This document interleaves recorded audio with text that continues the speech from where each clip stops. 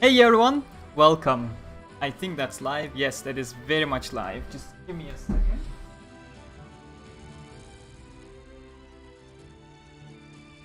And I hope you had a nice April Fool's over there, wherever you're from. So, cheers to that, I guess. So what I'm gonna do is something I have probably never done before. Something like a behind the scenes, the making of kind of thing for the trailer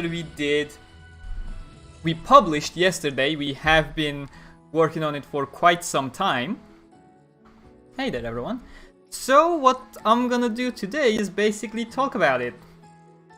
For those little percentage of people that have not yet realized, yes, in fact, let me bring it up.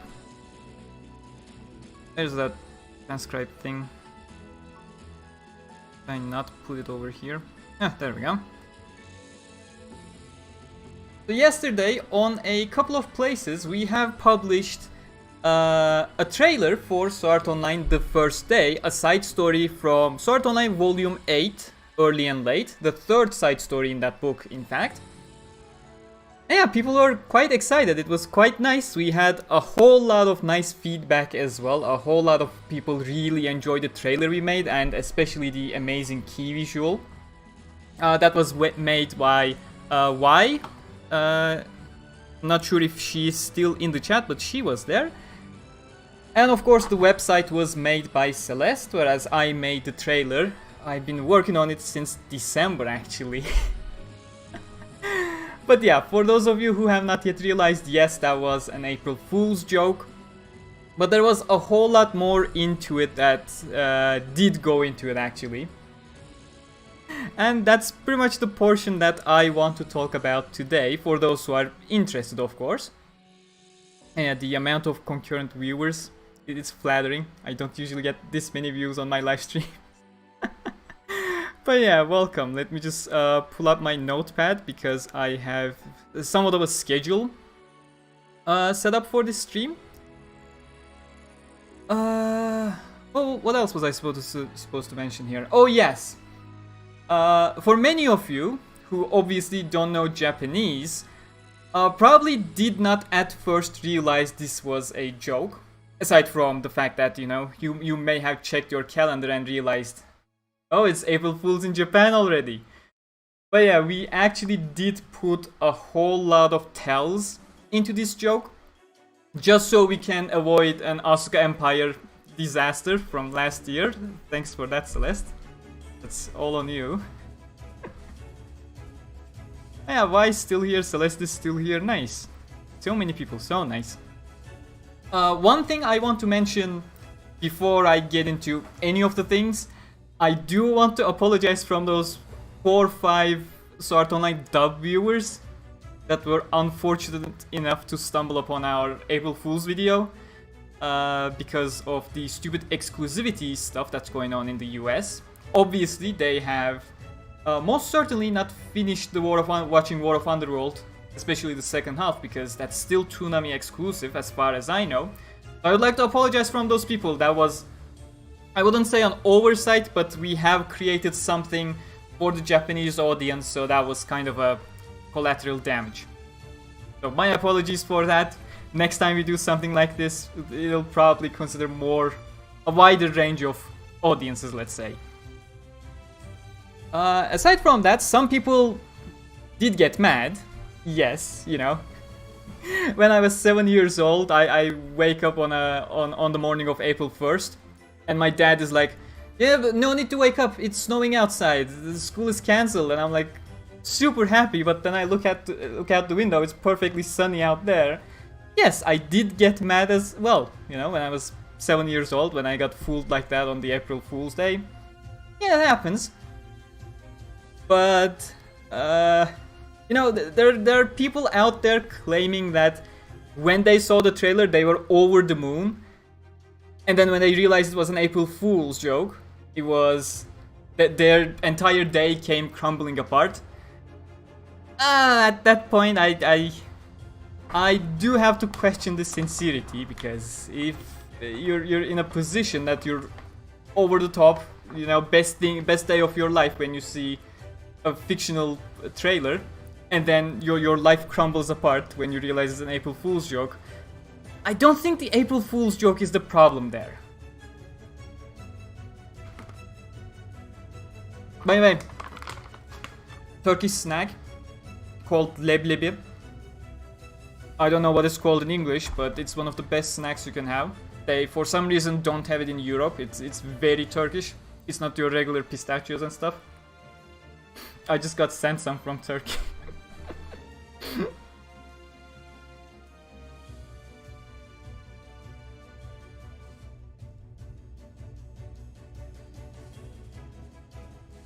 So many comments. Yeah, the key visual is amazing. You can tell all that to why.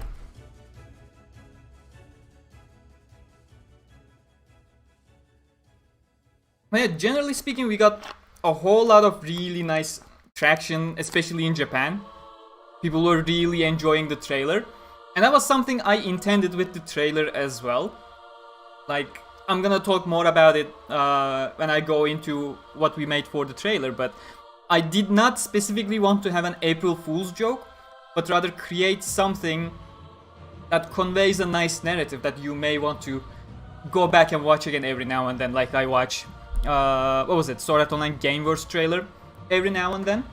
Because, you know, it shows you a nice journey, a progression, what has happened so far, and it's always nice to go back and watch that again. So I wanted to create something similar to that, something that can live beyond that April Fool's Day.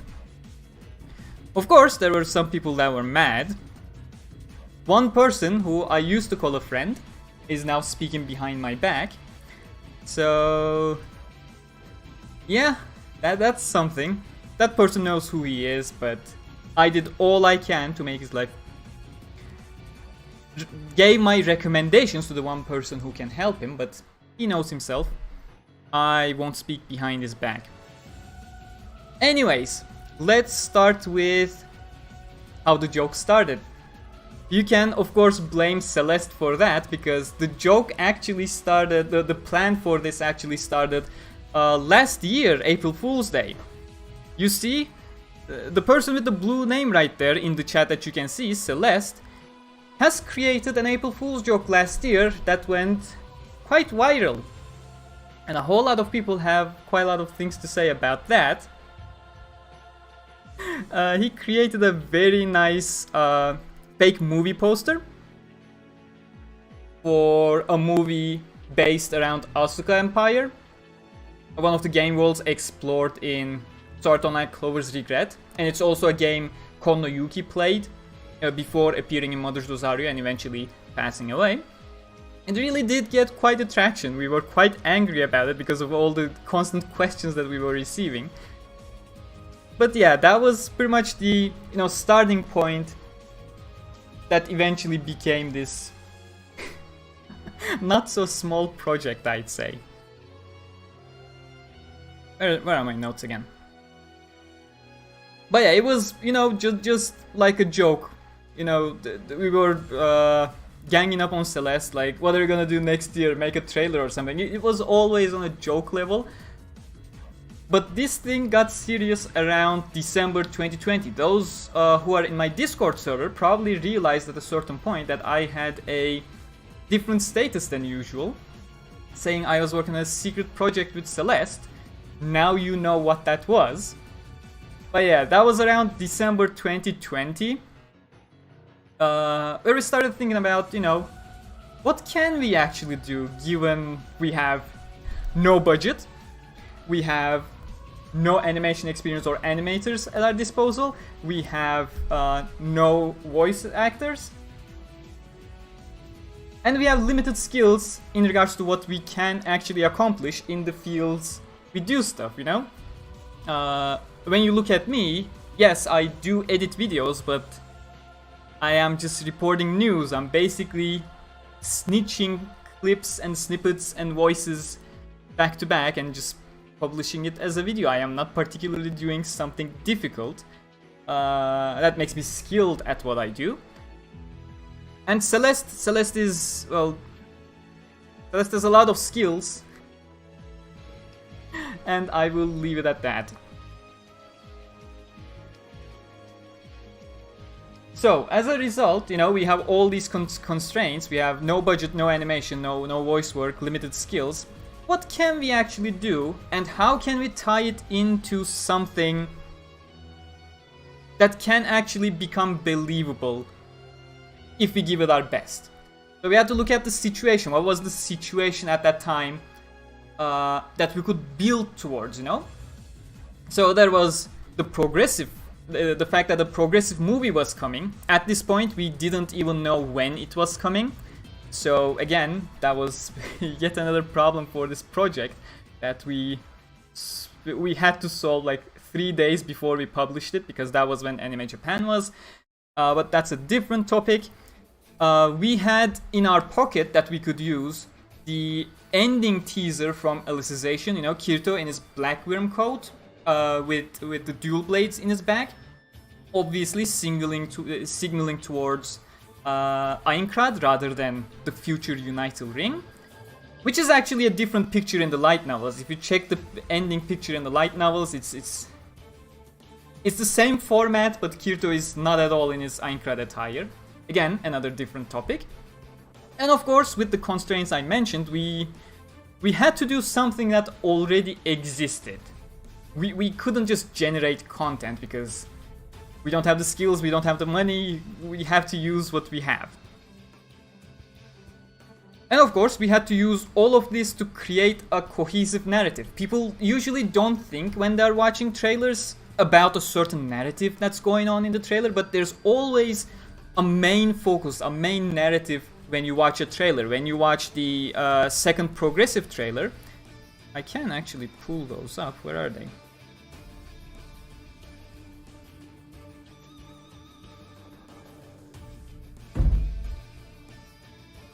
Okay, I cannot show it in motion, of course, because otherwise this live stream is gonna get claimed, and I don't want that happening, because I still do want to keep speaking. So when you look at the second progressive trailer, the entire trailer is about Asuna and how she's approaching to the beginning of the game. It's specifically focused around that. Even the moments that Kirito is speaking, like over here, I don't know where I put the subtitles, but you know, even when Kirito is speaking, he is speaking about, you know, why did Mito leave Asuna? He is responding to that. So again, whatever's going on in the trailer, it's following that narrative between Asuna and Mito. So something like that. We had to find a narrative that brings all these stuff we had at our hands. Progressive was coming, Alicization's ending teaser, again hinting at Aincrad, and the fact that we had to use existing content. I'll bring this down again. As a result, the narrative we found was something that made things quite a lot simpler than we initially imagined it would. It was still hard as fuck, but what we did was, let's just focus on the journey. You know, Alicization ended with that Aincrad tease. We know Progressive is coming, taking us to the beginning of the game. Why not just literally show us going back to that first day? And considering, well, we're not at that point yet, but, you know, going back from that... Can I open our trailer? That would make it a whole lot simpler for me.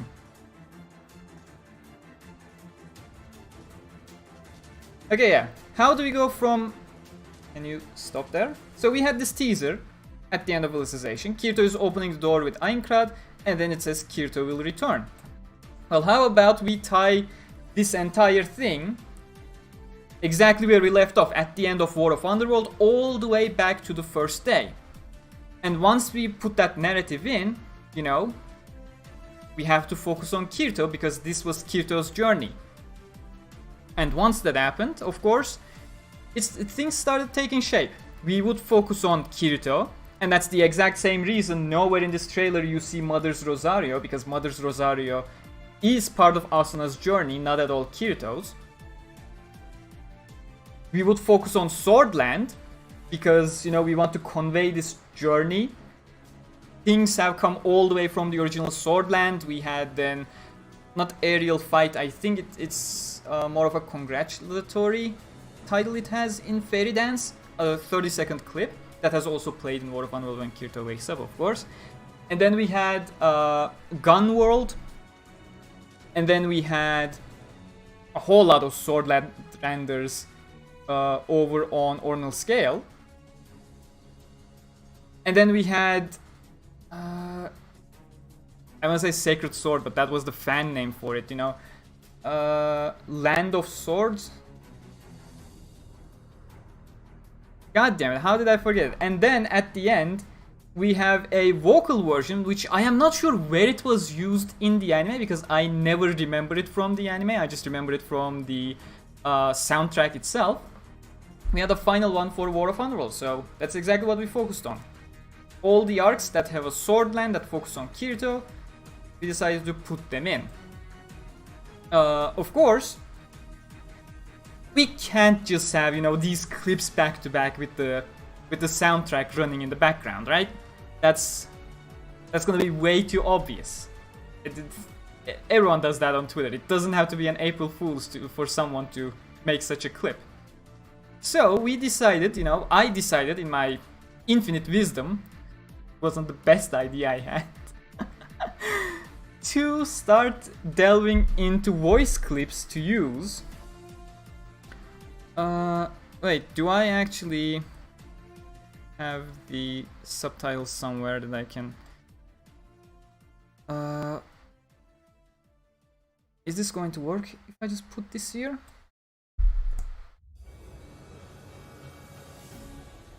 Oh yes, there we go. That works nicely. Since I don't have any vocals. You know, I decided to put in these voice clips. The problem was... We'll get to the problems in a second. What the lines would focus on, again, since the entire trailer is focused on Kirito's journey, the lines would also focus on that same journey. What this means was somewhat of a critical decision. We decided not to use stuff explicitly from climax moments in terms of vocals, but rather what actually touched on Kirito. So the important moments for Kirito is what we use. That's why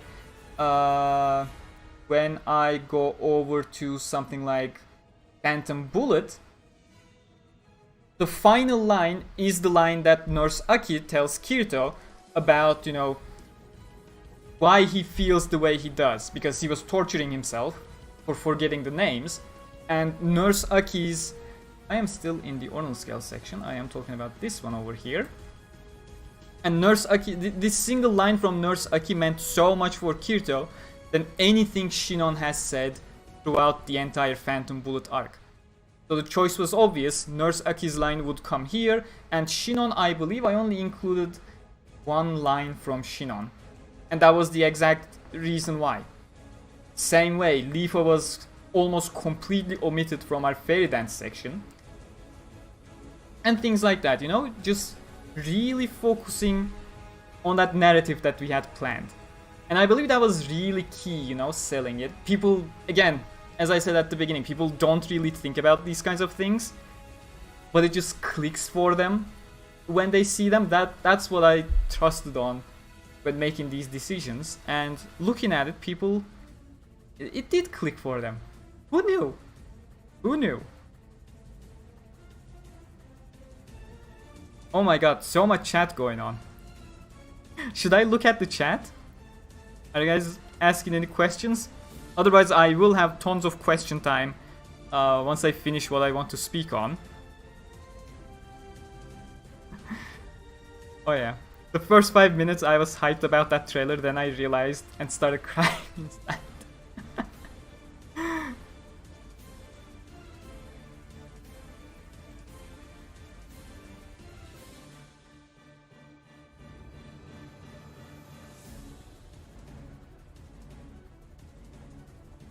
This entire thing is an April Fool's joke. Why are you taking this seriously? Not sure if that's a response to anything in the chat, but That's why I opened the video the way I did. You know, I didn't want this to be specifically an April Fool's joke. I want this to be something that goes beyond the April Fool's Day. Something you may want to return to and give you some nice emotions with what it has. Showing you the entire journey of Kirito. That was the intention with it. But yeah, as I said, if you guys have any questions at the end, I will have plenty of time. For now, I just want to continue with what I had to say. So, we already covered that, you know, we have a narrative. We will focus on Kirito, we will focus on Swordland. These two key things. And of course, focusing on Kirito's journey, we are gonna focus on what affected Kirito the most throughout these journeys. So the lines you hear are not always from the main deuteragonist. But then we have problems. This entire trailer, you know, the end result is 2 minutes and 30 seconds. It was almost 4 minutes at a certain point. This can't just be reused clips. If it's just reused clips, what's the point of a trailer? So we had to have something regarding the first day at the end, which eventually became the amazing key visual that we had. But again, that posed another issue. We can't just use the illustrations from Volume 8, the early and late light novel by Abek, because again, that's once again way too obvious. There's just so many obvious choices that we avoided to make this as believable as we could. So again, since we couldn't use any existing illustrations from Abek, we decided to check what we can do ourselves. And eventually we came up with Y, and she was the one who did this entire thing. Oh yeah, that was actually my next point. So this entire key visual, if I bring up the full version over here, make it full screen so it's completely visible. Celeste is still typing in the chat. What are you doing, Celeste?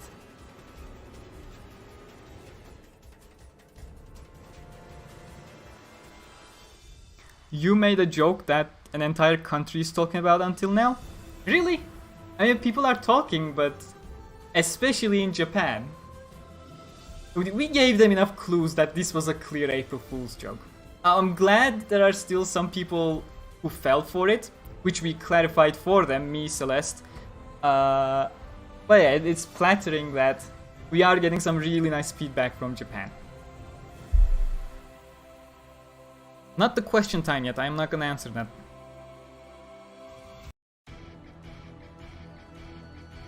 So yeah, if I can pull up the volume 8 illustration, in fact, because that's what I want to talk about. Where is that? I have so many explorers open that if my Windows Explorer crashes, I'm really gonna have a hard time getting all this stuff back. Where's that volume 8 illustration? On here, volume 16, 15. There we go. So this was the inspiration for our image. Can I not have two images? There we go. Escape. On the left, you see the original illustration from volume 8. And obviously this was what we took inspiration from. Of course, we turned it into a nice movie poster. I'm pretty sure I have my original initial comments that I had Celeste send to Y. Where is it? I can even show that. It should be somewhere. Aggressive key visual birthday images. It's the angry logo. I don't do that. Open this. Okay, this is it. So that was basically the concept art that I had conjured to give Vi an idea as to how to have a nice movie poster. Just increase that space between the trees. By the way, the colored version of this black and white illustration was made by Anneal. So I should mention that as well. You know, open up the forests a bit, put a nice moon illustration over there, put Copper's face over there. Copper can be translucent. Blah blah blah. Sad Rito or angry Rito looking halfway to the viewer. I took this from the scene in War of Underworld, where Kirito has just woken up, going up against Po and looking back at Asuna. I wasn't sure what to do with the sword, so that was a thing. That was one hell of a mock-up.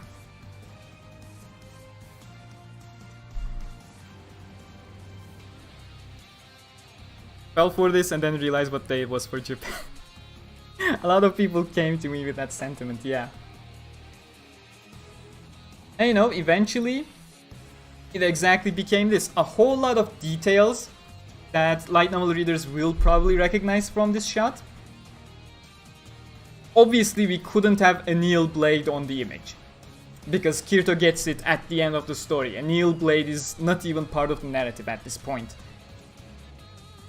But yeah, we have different types of Nependes over here. The original illustration only has a single type, because at this point in the story there are no different types. You know, it's a very critical point in the story.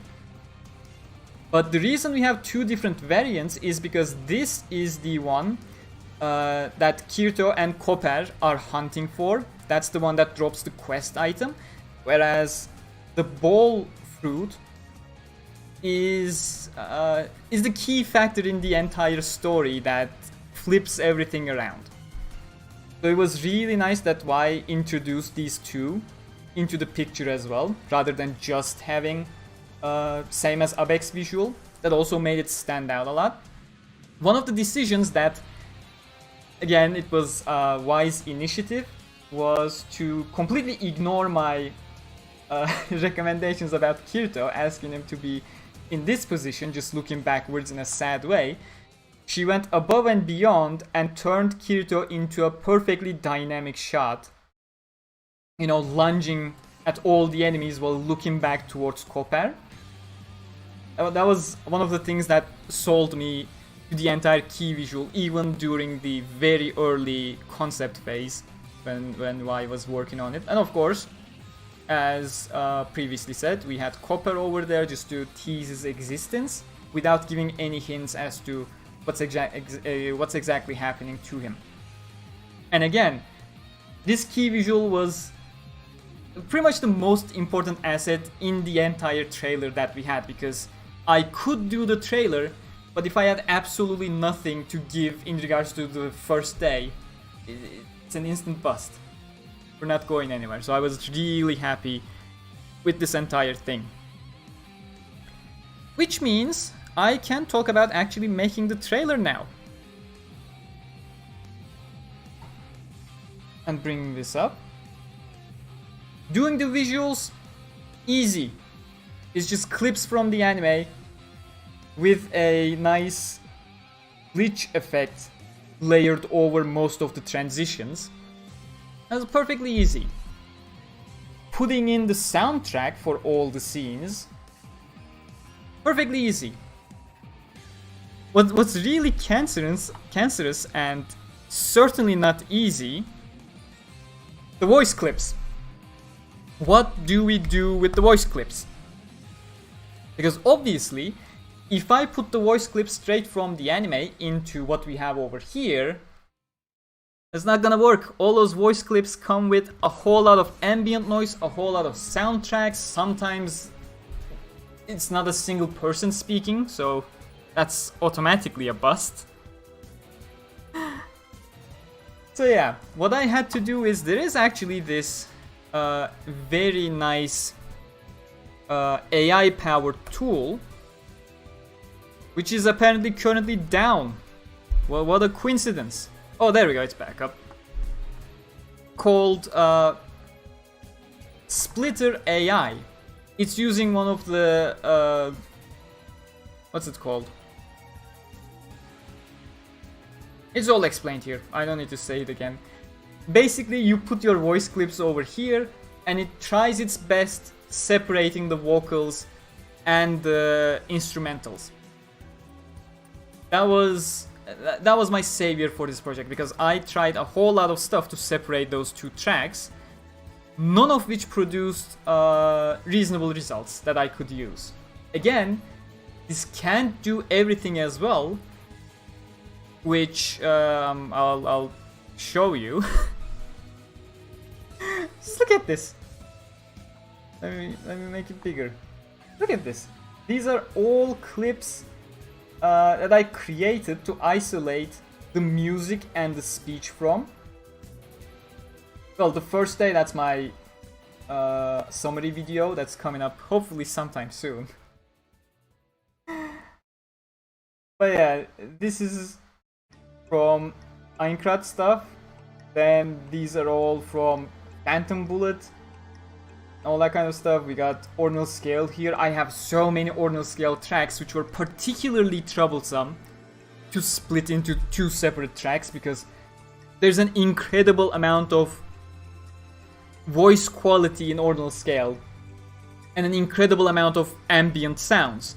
And you know what sucks about ambient sounds? Things like chirping bugs count as natural voices. So when I'm trying to separate the tracks between background music and vocals, the bugs count as vocals because they're natural sounds. Oh, that was so bad. In fact, I can talk more about it when I actually go through this trailer live, because there are more than enough occasions where you can easily tell, hey, there's something wrong with this voice clip. That can't be real.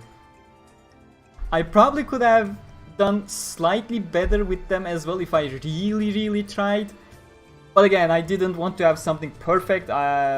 It was intentional that we would have some of those imperfections to put into the trailer as a tell. Oh yeah, the integral factor, yes. Plenty of people caught up on that.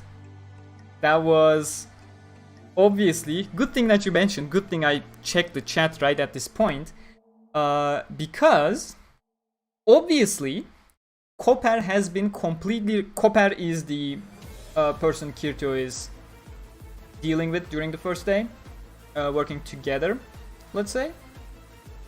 He has been completely ignored by the anime.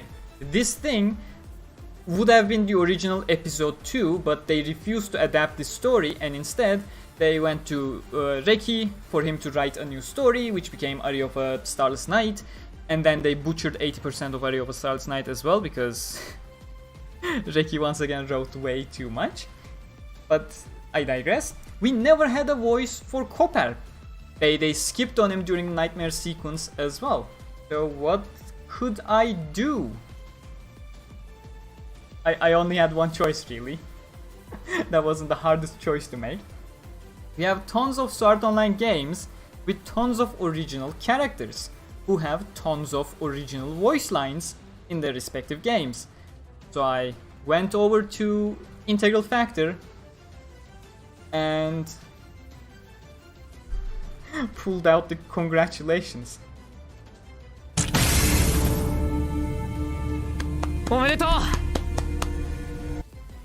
It is absolutely not a good fit for this scene, but it works. And that's all I needed, to have something that works here. Of course, I got some clapping sound effects as well, but that omedeto sound effect was the key for this. Otherwise, this would just not work, because every single thing, and I realized this way too late after I had completed the entire trailer, I was matching the line that was being said with the text card, and I eventually came over to this portion for the first day specific 10-15 seconds that we had saved, and I'm like, wait a second, if I put a text card over here, what am I gonna use as voice? But yeah, Integral Factor came to my rescue. That was really a good save. Where was I? I completely lost track of where I was. Oh yeah, I was using the Splitter AI. Yeah.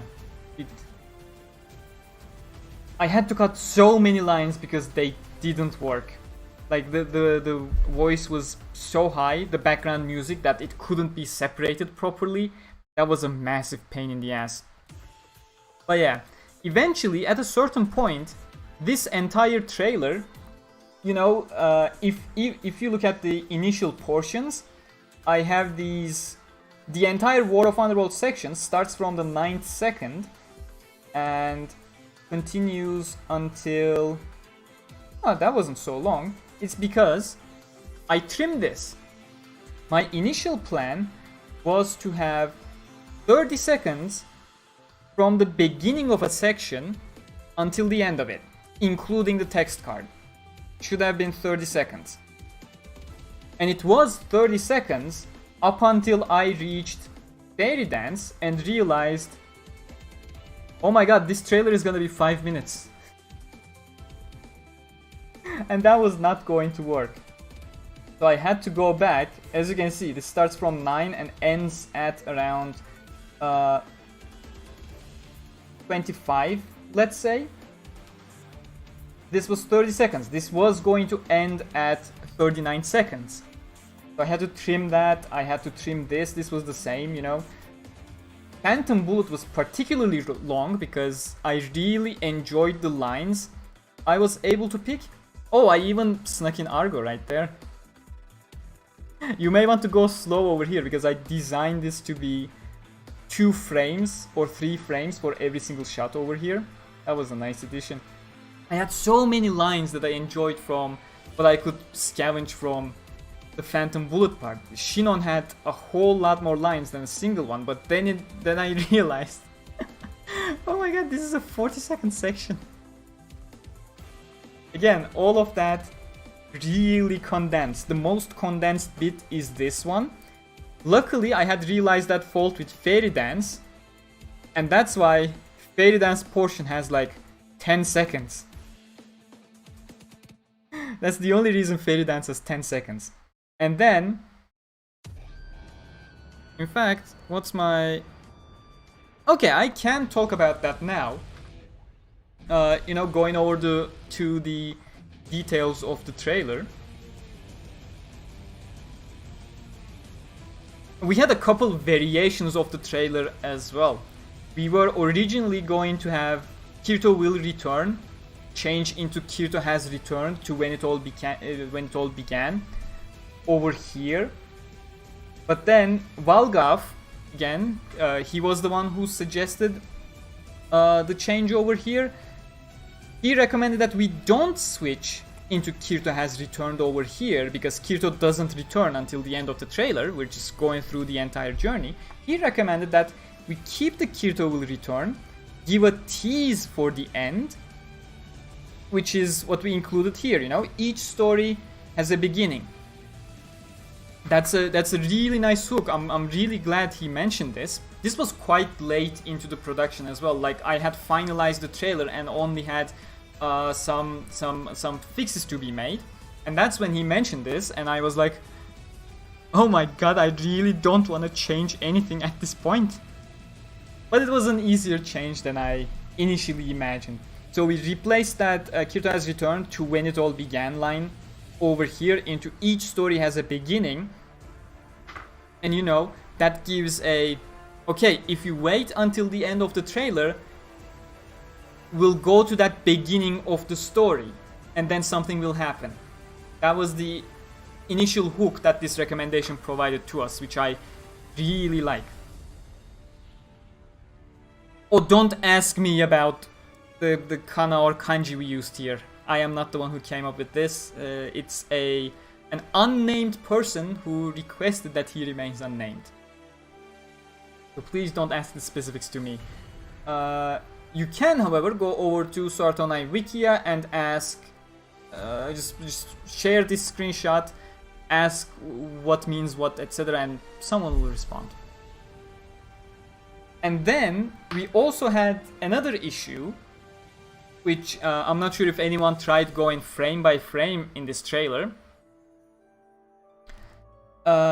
This one, it had a lot to read, but if it just stays like this, that's a problem. That's boring, because if it stays like that, that Kirito will return appears properly in the 5th second, and then the next portion begins at 9 seconds. That's 4 seconds of absolutely nothing, and that's boring. That can't happen in a trailer, especially when you're trying to grab someone's attention.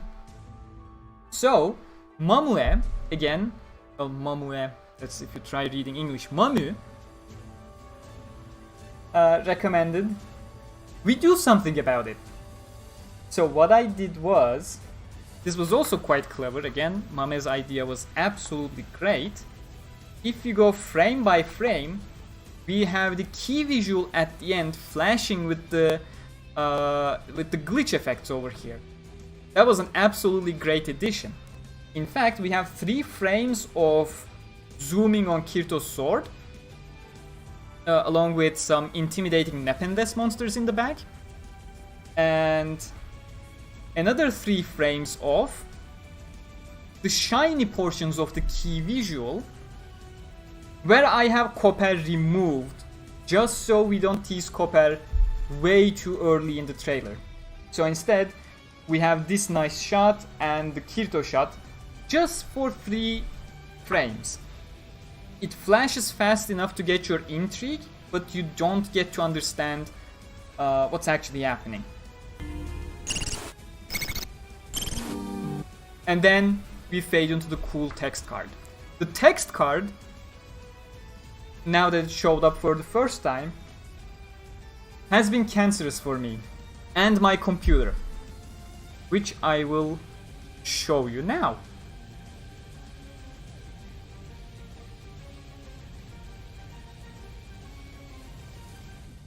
This is the entire project. I have like 5-6 different layers just for the text cards to be able to make that effect. And as you can see, I pulled it back all the way here, and it still took around 5 to 10 seconds for Premiere to render the preview. So those of you who are familiar with editing programs probably have recognized how cancerous this entire portion was to properly edit. I have I can show you actually by disabling every single layer one by one. So okay, the base layer over here, this one, is my black layer, because if I don't put the black, it doesn't properly show up. I have no idea how it works, but I need to have a solid background color. And what I did was, I wasn't actually gonna have those lens flares, especially because they made this entire layer combination even more cancerous than it had to be. It was just gonna look like this. I had tried out lens flares towards the beginning of this project and realized they don't look that good. But the problem is, then the final progressive trailer came out as well. Where is it? Okay, you stay silent. Stop, don't play. And then you come to the text cards of this, and they always have some fancy light effects. You know, they have the fancy thing here, but they also use a whole lot of lens flares when the actual text cards come up.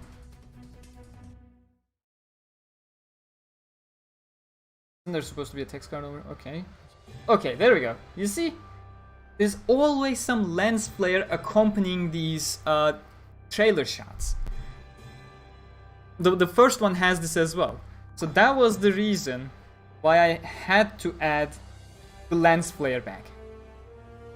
It's not the best lens flare out there. It is the stock lens flare effect that exists over here. So yeah, I had to do... I basically made it blend with the entire composition to make it stand out less. Because if you look at it full thing, you know, without any edits and stuff, it's pretty clear it's a low quality lens flare. It's very obvious, it's nothing custom. A1 would never use something like this. They would have a proper lens flare that goes along with their entire composition. But when you blend in everything together, it doesn't stand out that much. It still does stand out. It was one of our tells, because everyone who uses, you know, Adobe Premiere Pro or similar programs would instantly recognize, say, this is stock animation. And yes, it is. And it's intentional. Let me go through layer by layer. Again. Aside from that lens flare and black background, I have this light effect, which actually doesn't look like this, which actually looks like this over here, which people would probably recognize as a stock effect as well. All of these people would actually.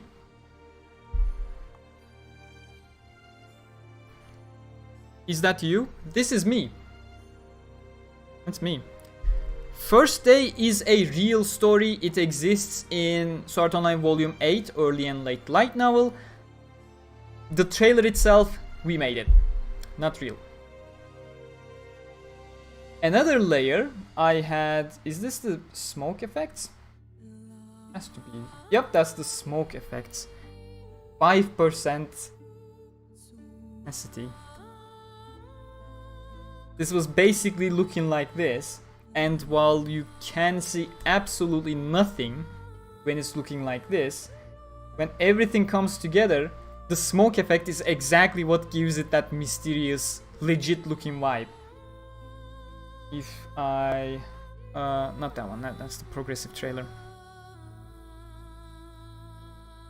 Okay, bring this one up.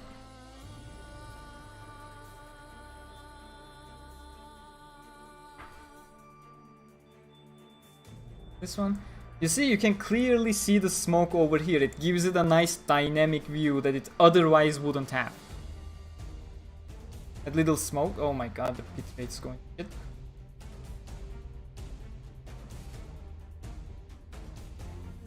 See the things that are moving? I'm really proud of these text cards, that's why I'm speaking so much about them. I know it's not very interesting for most of you, but it's a huge triumph for me. Then we had two separate flickering lights. If I make them properly visible again, remove the color key. It's not even full screen. It's literally 720p. If I have the background on, but nobody cares. What matters is that there are sparkling stuff that's going on around stuff. That's literally all the... Oh my god, I do not want to mess with this. No, there we go. It's very hard to get your workplace in proper positions again. In fact, not only one, but I had two tracks of these lights. I think this one is supposed to be full screen to give it a varying thing. I'm pretty sure I rotated one of those as well, so some lights are going up, some lights are going down.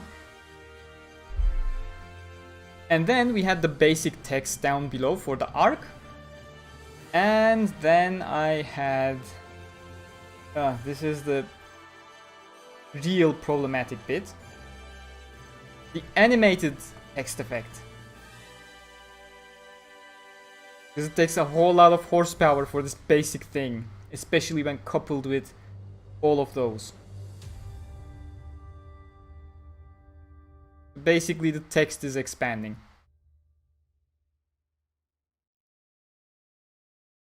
Now, that's what consumed most of my time. Getting these stuff right.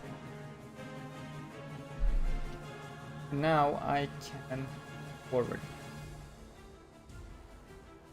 Okay, as I said, it's all about that journey. So we're starting with Kirito. Can I have the subtitles back?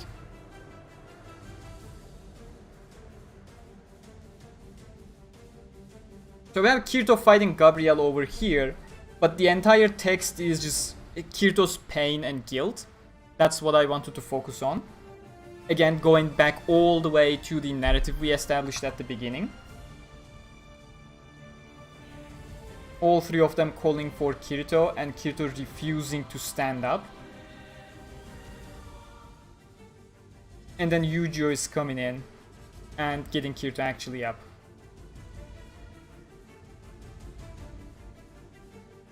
Again, let me stop the music. Turn this one up. Like this first portion, the vocals are absolutely perfect. The only part that you can make out, maybe, is Yu-Gi-Oh's line during the text. 俺にこの許しを受け取る資格なんかあるはずがないんだ。俺はもう立てない。もう戦えない。キリト、ここにある。さあ、行こう。一緒に。If you listen to this portion with headphones, you actually hear a background noise under Yu-Gi-Oh, which is just white noise, but you can hear that white noise completely disappear between every single thing he says. Because I had to edit those portions out to make these lines come together properly. So if you were listening with headphones, this scene would be one of the first main giveaways, if you were careful enough. This was still hidden quite well. This entire Human Realm arc portion, that's absolutely flawless because of the voice lines we used. 行こう。一緒に。リムーブコアプロテクション。愛は支配なり。やめろユージを。私は全てを愛する。リリース。リコレクション。全てを支配する。させない。まだだ。ユージを。ステイクール。What is not okay is this portion right here. This is the obvious giveaway that this is not made by A1. Because I don't have the source files, and when you listen to this, very clear. Way too clear. And where am I? Oh, there we go. さあ、だって僕の親友の英雄。The voice for the entire Sa Tate portion, it's absolutely gimped. Doesn't work at all. No matter how much I tried to edit this, it never did work. My hope was this entire Human Realm portion was so nicely edited that people would gloss over it perhaps. And I hope you did, because I really put a whole lot of effort into the vocals of this entire portion with the crystal clear voice lines we had. Ordinal scale was somewhat of an issue. You can hear a vocal artifact right here when they say ordinal scale Kido. Kido. Yep.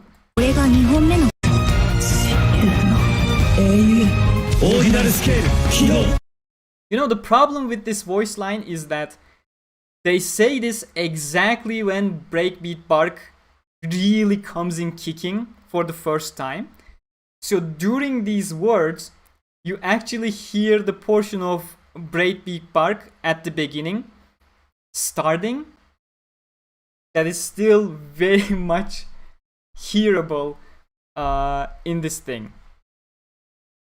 Oh, I'll get to the website. We have so many obvious tells on the website. I didn't even get there yet. 俺が2本目の剣を抜けば立っていられるやつはいない。さあ早く黒の剣士 For this portion, but that's because I had like 50 different lines I had ready to put here, and 40 of them were absolutely unusable. That was a massive headache for me. 僕もあとは一体何なんだ。ここで僕の本当の力を教えてあげますよ。ダメよお父さん。黙りなさい。言うな。戦えるよキリト君。もしかしたら全部夢かもしれないよ。今度はちゃんと指にはめて約束の続き。Is this really a fake OVA trailer? No, it's not a fake OVA trailer. It's a fake TV special episode trailer. OVA is different. OVA is when they give you stuff as a Blu-ray bonus. This was a TV special episode. That's the difference. That was an entirely different headache. We wasted around 5 days to figure out what to call this. Because it wasn't an OVA, it wasn't an ONA. Or whatever that is. So yeah, we spent a whole lot of time trying to figure out, you know, we're doing this, but what are we gonna call it? Eventually Taka saved us there. Gave us a whole lot of examples straight from Japan, how they announce TV specials like this. Obviously, when they announce TV specials, they don't have 2 minute and 30-second trailers. But again, that was very much intended for people to actually question the legitimacy of this.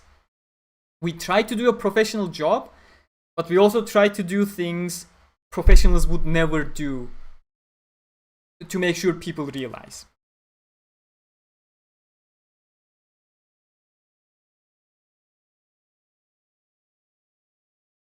Like, if we ever get a first day special episode on TV or as a Blu-ray bonus or something, you can bet your ass the trailer is not gonna be longer than 30 seconds.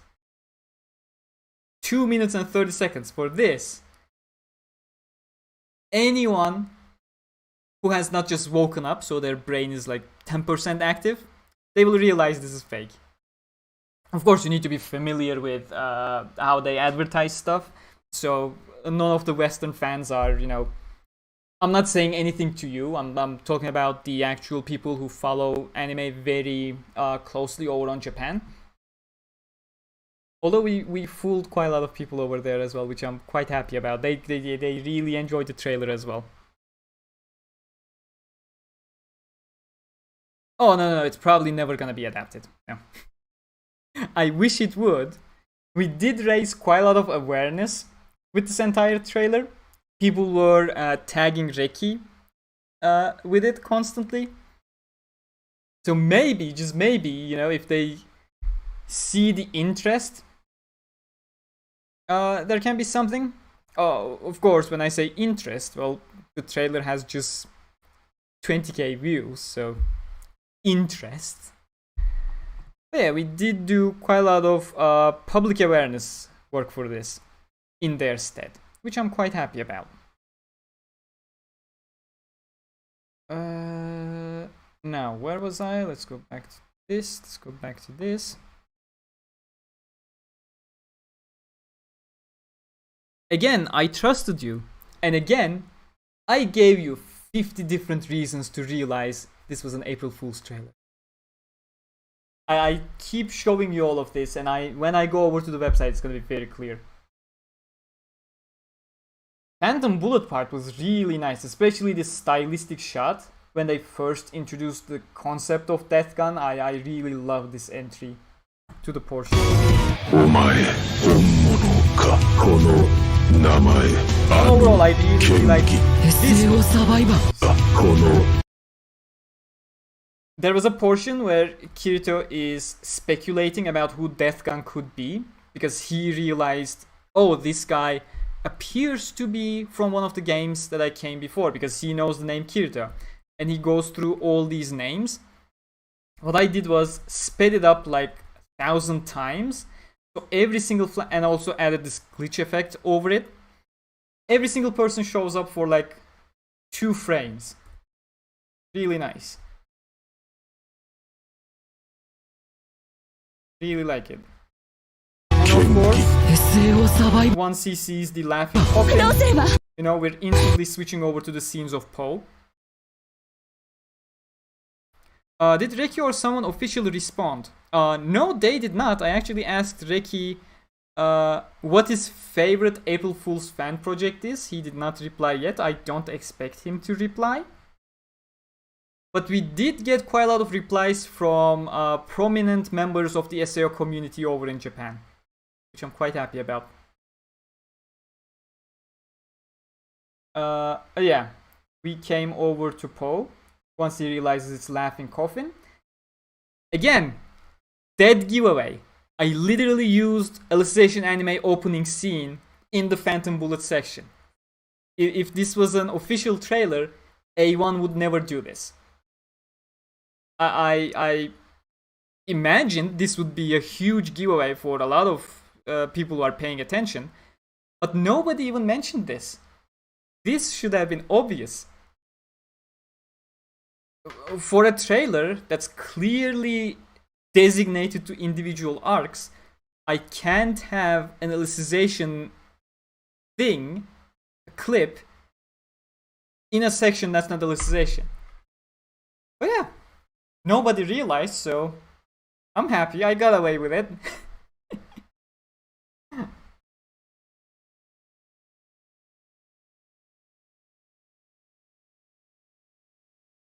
They could have faked Untitled Ring?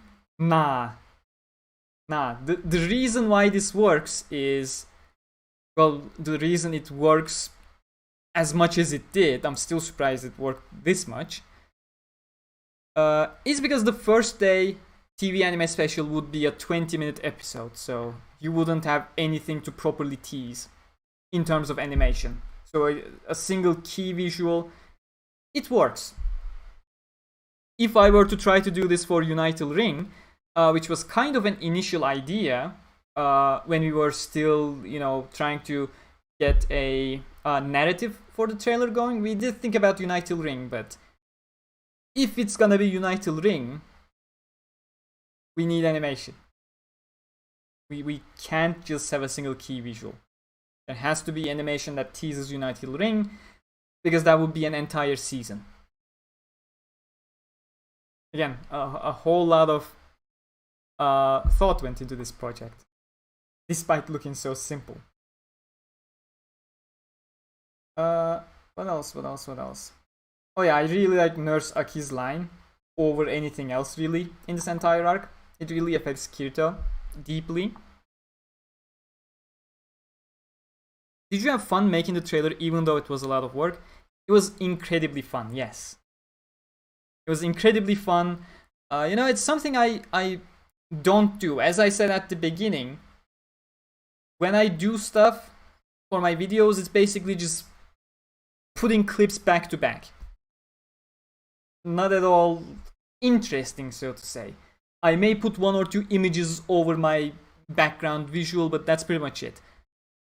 When I had to work with all these different components to make this as realistic as possible, text cards, the real work went into text cards, guys. Yeah, working with all of these, try to get this entire look believable. That was really fun. It was an incredible amount of work for someone like me who doesn't have extreme proficiency in what he's doing, but it was incredibly fun, yes.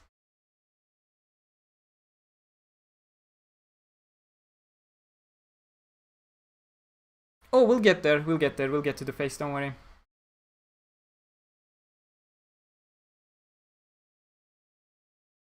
Something got into my eye. Anyways, I'll be poking my eye quite often until this thing gets out, so just to let you know. Yeah, as I said, Fairy Dance portion is like 10 seconds because we had 2 more arcs to cover and we were already at 1:30. And I really wanted to limit myself to 2:30. Which meant, yep, 10-second quick portion for Fairy Dance. I figured someone would realize that the time slots allocated to every single arc are so inconsistent. Again, we put a whole lot of obvious tells for people to realize. But again, nobody... I don't expect them to check one by one if every single portion is exactly the same length. But it should have been clear when I had a 25-second portion with Alicization portions, and then only 10 seconds dedicated to Fairy Dance. Oh, that was so obvious. But it seems like people just ignore this bit because they don't like fairy dance anyways.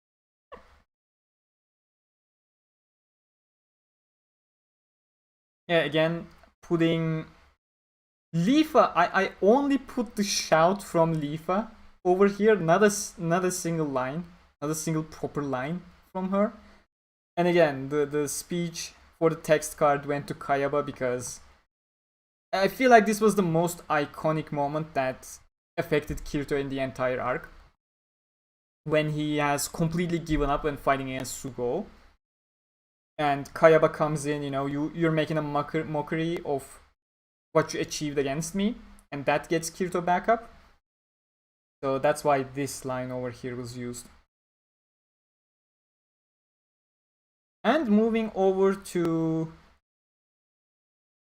Aincrad section, I thought people would realize something over here as well.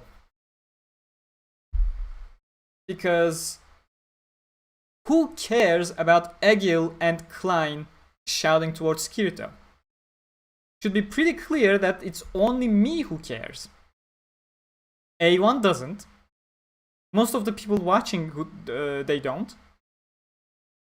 But yeah, nobody bat an eye because it was flowing nicely, I guess. By the way, the vocal quality on some of these lines are incredibly bad. But I'm not sure how nobody figured it out again. Like, I pretty much had to put Kirito's voice below the background music. You can barely hear Kirito. Kayaba and Asuna's lines over here are completely borked, which is an entirely different topic, but generally I feel like this flows really nicely.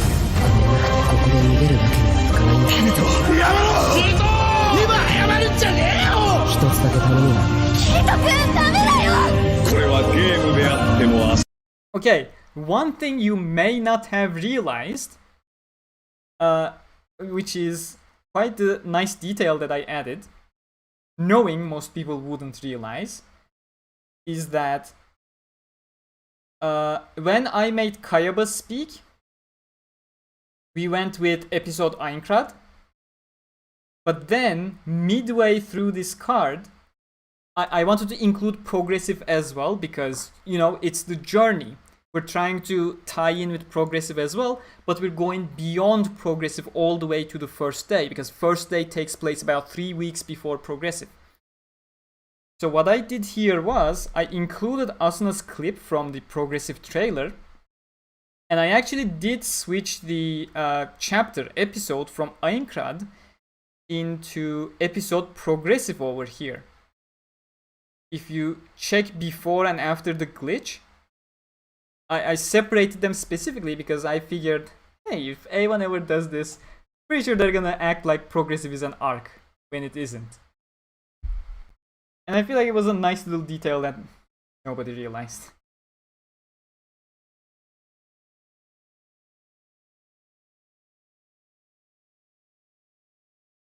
But yeah, if you look at the background, by the way, again, another one of those big tells. As I keep watching this, you know, I remember what I added because this was a project I did since December. It's been 4 months. This background, I just slapped the progressive trailer visuals over the background without changing anything with the background at all. Like, you can still see the light beams going up. You can see the exact same flare. You can make out the exact same smokes. You can see the exact same what you call it, the light particles, I guess, which are so obviously unprofessionally added. Once you have an actual moving image over them, you can see the black outline around every single one of them very clearly. Yeah, nobody minds. Okay.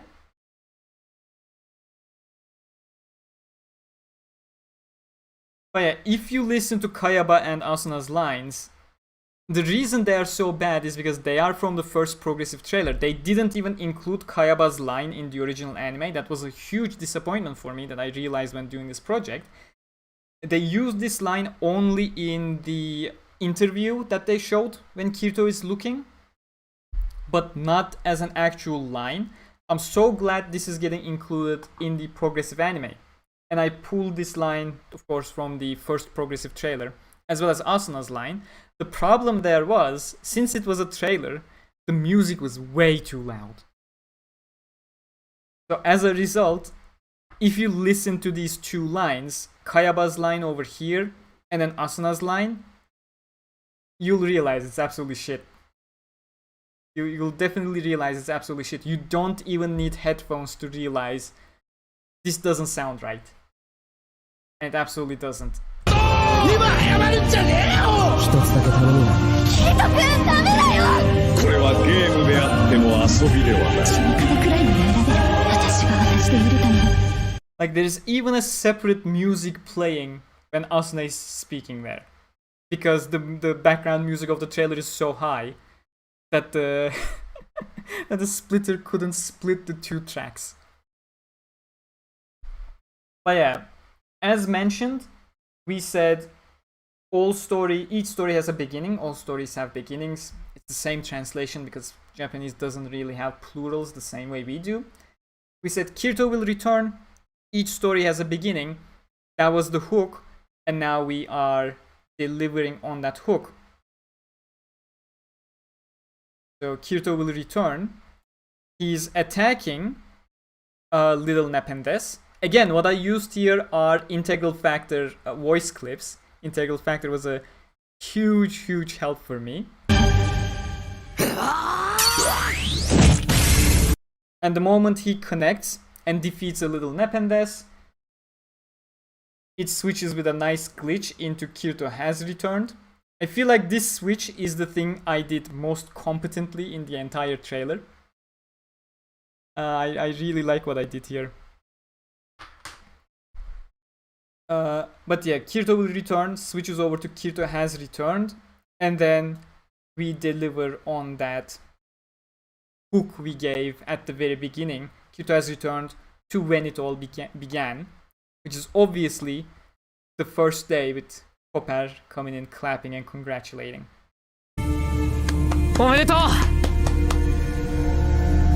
Of course, this doesn't exactly match what's on the screen. It's Reverappu Omedeto. Integral Factor didn't have that. It only had an Omedeto, so that's what I had to use. I could potentially find a level up mention if I scoured deep enough. But yeah, that's fine. That's yet another one of those obvious, should have been obvious tells that not everyone caught up on. But Integral Factor players, there were plenty of if you go over to the trailer upload and check the comments, there's like at least 5 Integral Factor players realized the voice clip was exactly from Integral Factor. So kudos to them. Hats off. I don't have a hat, but hats off to them. And of course, episode the first day. That also should have been a giveaway because it's not an episode. Well, since we used episode in the form of chapter or arc, when you're Japanese, you can be really loose with that English. But yeah, we used episode in the meaning of arc over here. And then when it says, okay, this arc is the first day. First day is not an arc. It's just single small side story. It's not even as long as Mother's Rosario. Mother's Rosario is an entire single volume. The first day is 1/3 of a single volume. It's 1/3 the size of Mother's Rosario. So yeah, this again, calling it an arc in this context, it also should have been one of our giveaways. Oh yes, we did put a lot of effort into it. Thank you. And then the amazing key visual. That's gonna be an answer for you as well, Min. The key visual was drawn by Y from the French community of SAO. And of course I added some lens flare to this move-in scene, because otherwise it was too pale. And I also added the logo afterwards, because it was taking a bit too long. And I needed some distraction to make people realize it's taken too long. You know, it's all about these little details. You try to give someone, how to put it properly, to make it believable while not having the skill to make it look official. You need to give people some distractions. People will realize, the people who are really careful will realize, and we have given enough reasons for most people to realize, I'll be honest.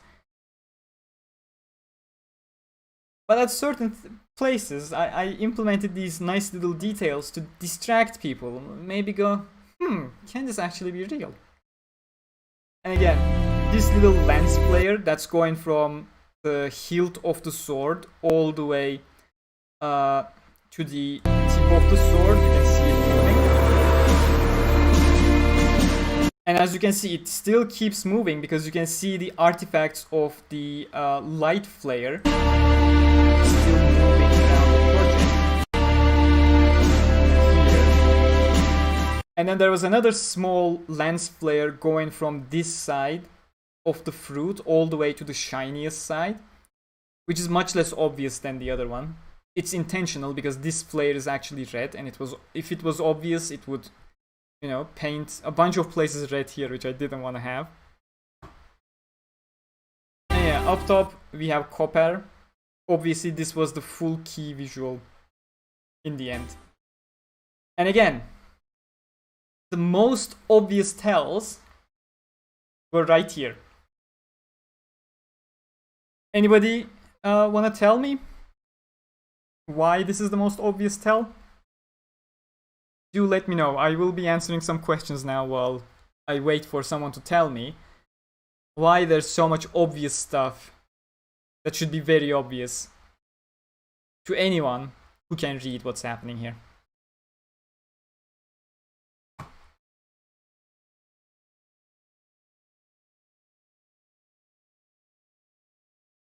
I thought that was a live I thought that was a person saying Omedeto live on TV reacting to this. Japan do a lot of that.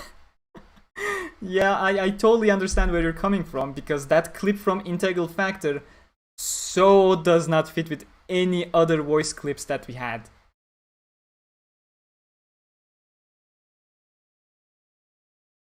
There's a few cast working on it. Not exactly. It's normal you do a cast reveal in places like this. It's not that people are working on it, it's that who's working on it. And okay, let me go over. This one says Anime SAO TV project has been decided. That's generally a phrase you would hear from official sources when something like this is announced. Then original story, Reki Kawahara. Not sure what this line is. Celeste, are you still in the chat? What does this line say? I completely forgot. Original character design by Abek. If I were Japanese, it's Abeshi, if I'm not mistaken, but we always go with Abek, obviously. Then Studio A1 Pictures. This should be Aniplex. Aniplex. Yes, that's Aniplex. And then we go over to the staff. Now, the first staff may be fine. That is Sakuma. He was the co-director, assistant director in War of Underworld. The reason I chose to put Sakuma's name here is because from what we know, he had a much bigger role in the third core of Alicization, War of Underworld Part 1. And that was when the anime did its best following the source material. Those 12 episodes were my favorite throughout the entire Alicization run, the entire 4 cores. So I figured, hey, Ono is not coming back, Ito is not coming back, and I really do like Sakuma's work.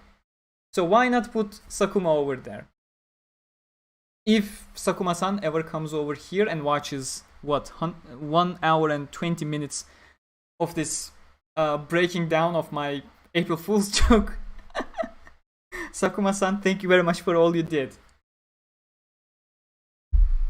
But if you look at the assistant director, not the right people, exactly. If you look at the assistant director, that spells out Gamerturk. Then, if you look at, if I'm not mistaken, this is action. Yeah, this says action. So this is action director, the AD. We were originally gonna have Yoshiro Kanno over here, who is one of Aniplex's absolute gods. He does incredible work. He also worked on Alicization as well, including War of Underworld. So most scenes back in Alicization that you feel like something is really going on, like Renly's fight, like Shinon fight, etc. Those were all handled by one of the two people. It was either Takeuchi or Kanno. So we were gonna have Kanno over here initially, but then I realized, hey, Jeng, you wanna be on the project? So we put Jeng's name over here. Jeng K, who does a whole lot of amazing illustrations. You can follow her if you want on Twitter. Or anywhere else, really. She's actually in quite a lot of places. She's amazing. Then we have... Who is this? I have no idea. It's a Japanese kanji name. And it's not a kanji I recognize.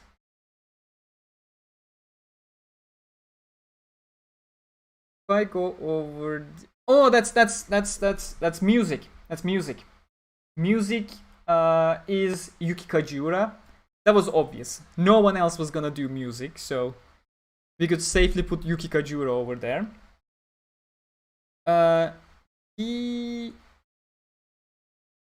Wait, who is this? That's Y. That means this is key visual.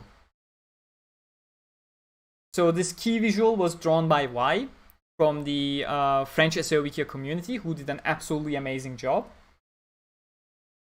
By the way, if you're looking for some first day related stuff or a poster of this, do check the pinned merch on the chat. It's right up there. I set up the poster of this visual as the pinned merch, but we got t-shirts, we got headscarves, we got Twitters, we got hoodies, all kinds of stuff. If you like this visual, and support us, and maybe then we can work with Y again sometime in the future. Not for a joke, but for something like a more proper project. You'd be supporting us. And yeah, or if you don't want to support us but still like it, go ahead, be my guest. It's absolutely amazing. Yep, that is correct, Nick. Welcome, by the way. So that was key visual by Y. We had... That's key.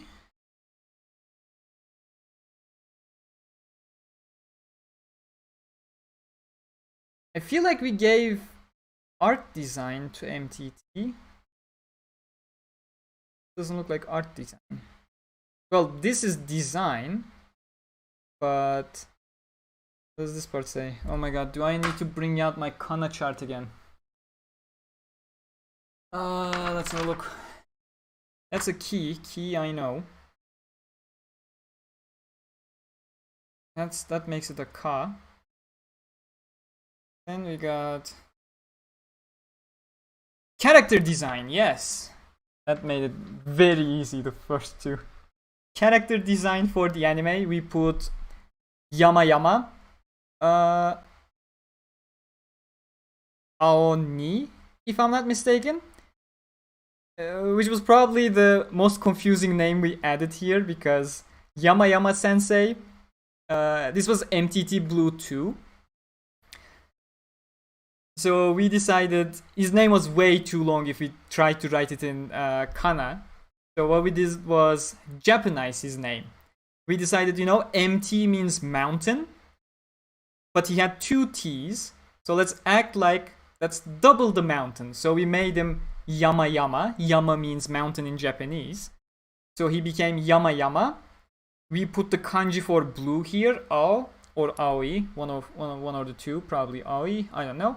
And 2 is Ni. So basically fully Japanized his name this way. And Japanese people were confused about this one. They figured out our names and realized, well, they were intended to realize, of course, realized this was an April Fool's joke based on the names we provided. It was our names. But all of them were still confused as to who Yama Sensei was. And yeah. That's MTT. This is... Oh yes, Kirito Expert. That was Valgaaf from SAO Wikia. People really had a good laugh about the Kirito Expert position. This was a good call as well. And then we had photography, which is usually layering stuff properly and doing all those visual composition work. We gave that to Mamue, whichever one you want to use.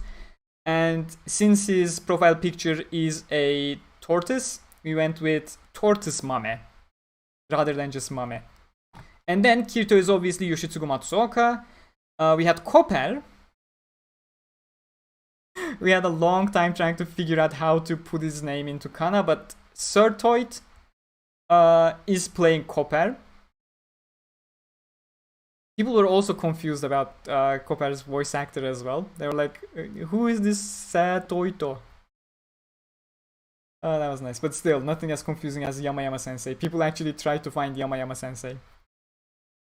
Then we got Agatha, which was played by Taka from SAO Wikia. And then we had Agatha's mother, which was played by Celeste. Like this was the most obvious thing we have included. The next slide is just for the believability of the concept. We picked the 8th month, 28th day, and basically copied over the time slots from Elicization's runtime over here. It is still a Saturday midnight, so it does match what we had with Elicization run. It's just that we added the date over here to be sometime close to the progressive release. Again, this entire thing was created after Anime Japan. In the final 2 days, we decided, hey, let's put it at the end of 8th month. 8th month, is that August? I always have problems with months. Ağustos, Eylül, Ekim. Yes, August is 8th month. And yeah, this was really nice. And again, just for that little additional believability, we also added a fully real progressive poster as well, using the Anime Japan key visual. This is not the actual poster they used, by the way. We just created this poster to fit in with the exact same design we had for the first day, just to make it a matching thing. Maybe Hiroyuki Sawano for the music. Absolutely amazing stuff.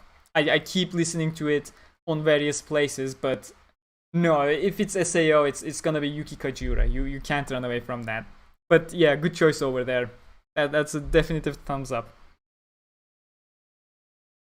The most dead giveaway was the website. Exactly. And since I am done going over this entire trailer, let's head over to the website, shall we?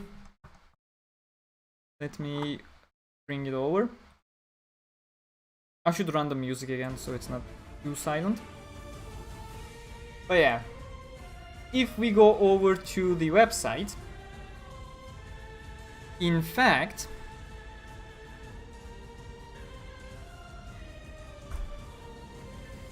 just a second. If we go over to the actual website, this is what we modeled the entire thing after. Illustration website. You see the sidebar over here, the text, これはゲームであっても遊びではない. That's Kayaba's line, and we didn't even change that because that was a perfect fit for the first day. Because, you know, that's always on Kirito's mind. The first day is about Kirito coming to terms that this is actually real. That's the point where he stops running away from that fact. So that was a perfect match for us, so that was kept. We took the key visual, we pasted our key visual instead. In fact, if you refresh, you see the exact light particles that matches progressive. That was all intentional. What we did was we removed the ticket sale link over here. If you look at the progressive website, there are two different things that rotate here. We removed the ticket sale because, you know, if it's a TV special, there are no ticket sales. I have no idea why it's not rotating right now, but it could technically rotate. Wait, this is the ticket sale. Yeah, that's the ticket sale. Did Celeste not change this?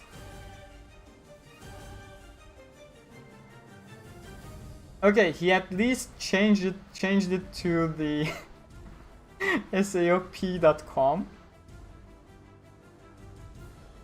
Oh, he changed the key visual over here. But yeah, SAOP.com is Celeste's website, just mock me. My name's Khan, by the way, if you didn't know. So yeah. We tried to make the main content of the page as believable as possible, but anything but the main page over here is riddled with obvious giveaways. In fact, most people did figure it out, even if they're not Japanese, because Google Chrome comes with a very useful feature. If you click this thing over here, it says translate page. It recognizes the language of the page, and then you switch it over to English, and boom, everything that is a text gets translated.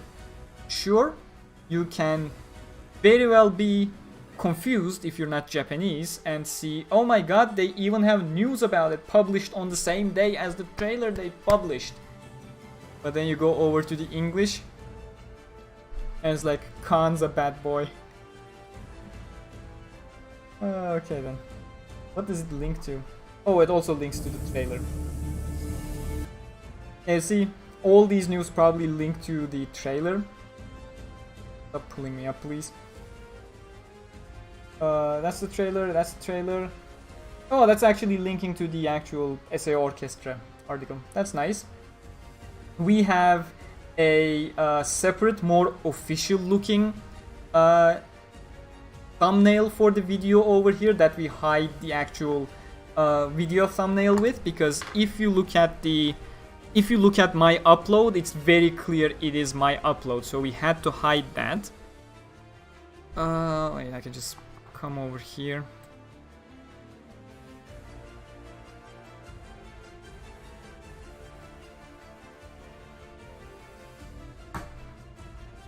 Like, if you come over here, okay, this is obviously not an official upload, right? This is my upload. This is how I make my thumbnails.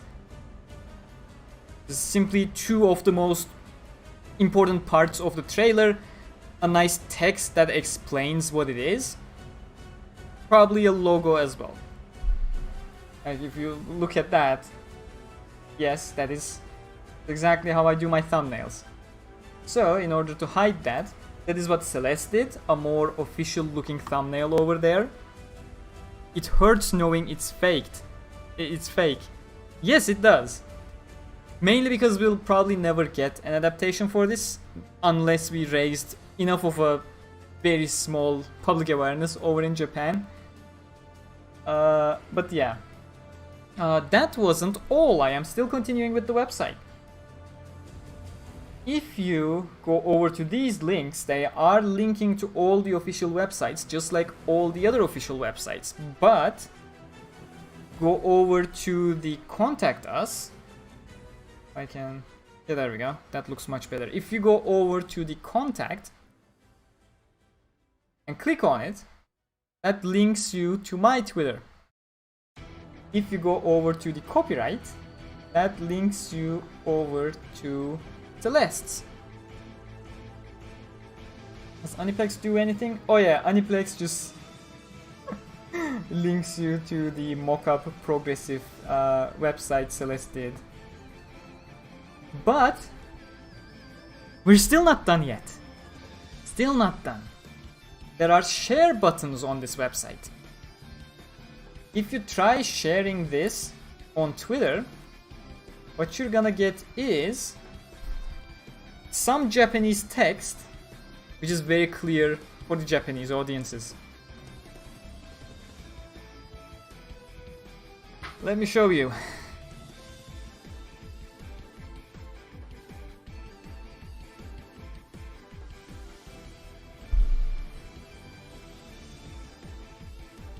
That's exactly what the page makes you share.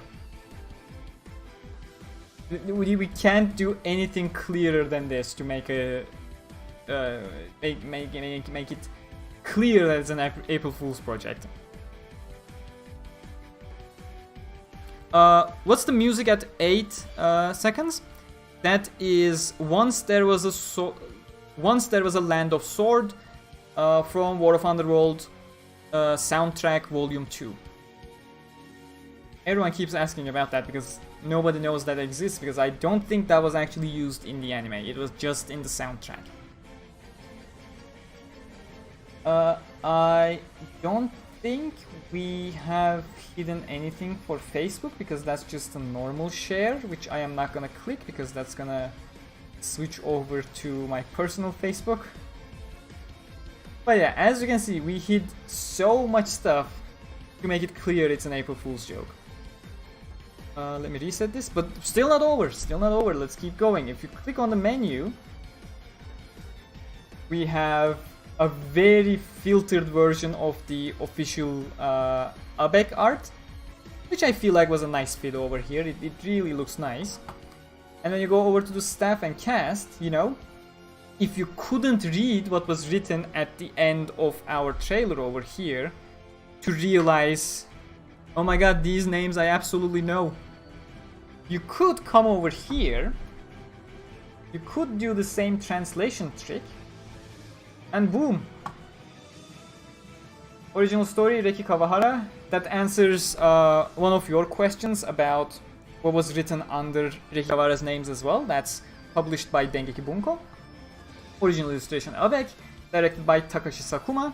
Again, he was the assistant director for Alicization Anime and did an absolutely amazing job in War of Underworld Part 1, where he, as far as we know, had a more prominent role than all the other cores. Assistant director, it is me. Action animation director, the AD, is Jeng, which I am sad we actually spelled Jeng K rather than her joke name, Jeng K, written with an E instead of an A. That was a missed opportunity. How did we miss that? Music, obviously, Yuki Kajura. No one can compete her regarding SAO. Key visual is from Vi, obviously, since it's just a vocal translation, doesn't match. But I did give credit to Vi in the description, so if you want to follow her and her amazing art, the link is there, go check her out. Character design, that's the Yamayama sensei. This was what confused people the most, as I mentioned, that's Entity Blue 2. Kire Aso expert, Valgaaf. Cinematographer, Turtle Mamue. Production A1 Pictures, distribution Aniplex as usual. Cast Kirito, Yoshitsuka Matsuoka can't be changed. Hopper is Cirtoyt. Agatha is from Taka, and Agatha's mother is Celeste. As you can see, we made it very clear as to what it was. But yeah, that is pretty much everything I wanted to go over. Now, if you have any questions whatsoever, I will do my best to answer them. So, go ahead now. This should loop, and it is not going to loop because I had multiple things added to the track. Let me make sure it loops and doesn't play the progressive trailer because I don't want this getting claimed. There we go.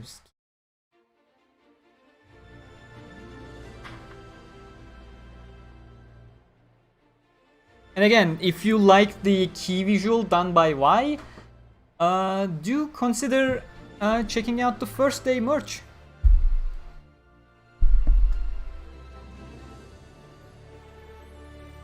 I actually hate you for this. Blame Celeste. Not me. It was Celeste's idea. 100% made by Celeste. Wait, what was I saying? If you enjoy the key visual, please do check out the first day merch that we have prepared. Hopefully you will enjoy them. We even have a poster that you can grab. Obviously, if you're a channel member, you still do have access to your member discount code. So you can go ahead and use that.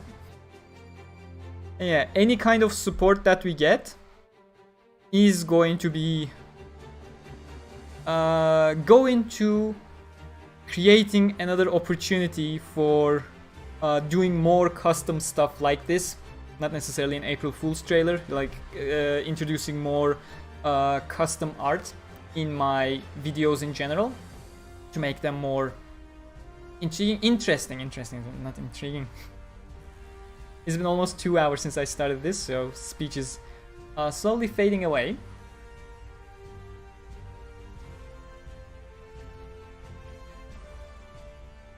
So what was I saying? Oh yeah, contributions will go to, you know, creating these kinds of stuff for actual projects that I have on my channel, because this shit is actually expensive. Do send help. It is actually expensive. A really well made trailer. The trailer was well done. Thank you. Glad you enjoyed it. Again, what I said at the beginning of this live stream, I wanted to create something that is not just an April Fool's joke, but something that goes beyond that April Fool's date. Something that you can come back to and enjoy the trailer for what it is. A journey taking us from the ending point of what we have right now to all the way back to the beginning. That was the entire narrative that this trailer was completely built upon. And I believe that shows quite nicely in the trailer. That's why so many people, even from Japan and China, you know, we got a whole lot of messages from people who really enjoyed the trailer, and that's one of the best things I can imagine. It's really nice. Do you think Argo will show up more in Progressive Arc or Untitled Ring Arc? One tip for you. Don't ask a light novel reader what they think is going to happen. Because they don't think about what's going to happen, they know exactly what's going to happen because they read the books. In Aria of a Starless Night, you will not get all that much Argo. Argo has 3 scenes total in the entire Aria of a Starless Night.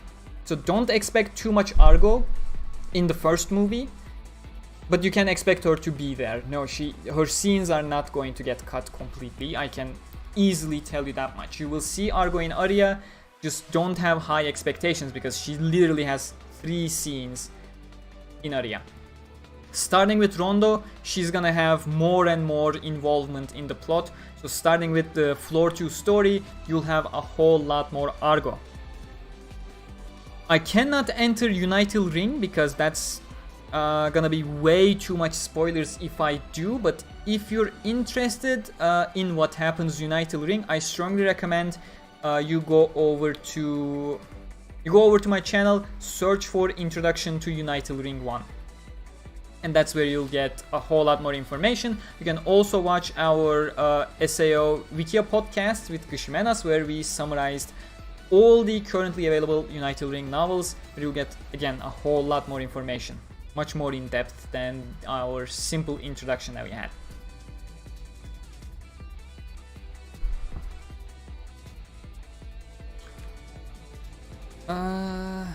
So the OVA I was thinking I'll get is fake. It never was an OVA. Not an OVA. That's what I'm gonna answer with, yes. What's my favorite Sword Art Online fight scene?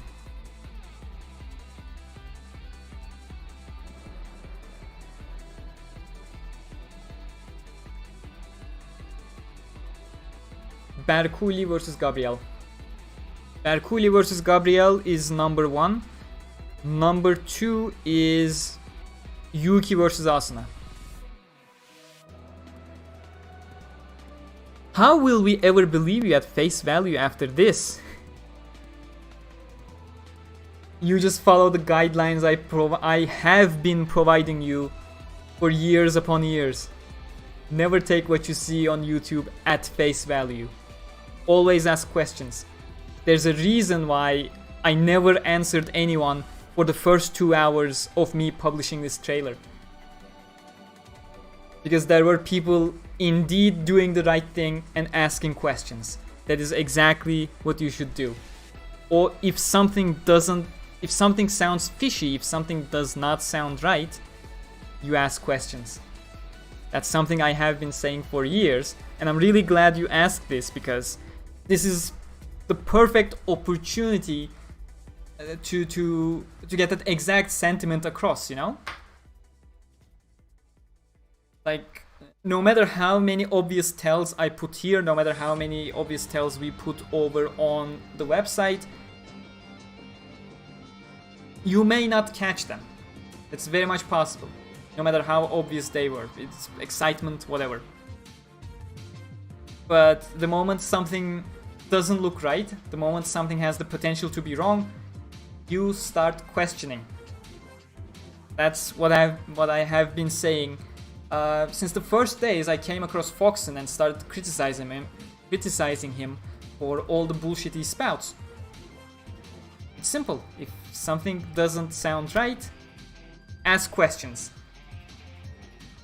I will not at all be mad if you challenge me with questions. Like, of course, this was an April Fool's joke, and I wouldn't answer you for the first 2 hours until we officially announced it was an April Fool's joke, which I still did. The original upload, if you looked at the description, it had hashtag April Fools in it. So again, another one of those dead giveaways.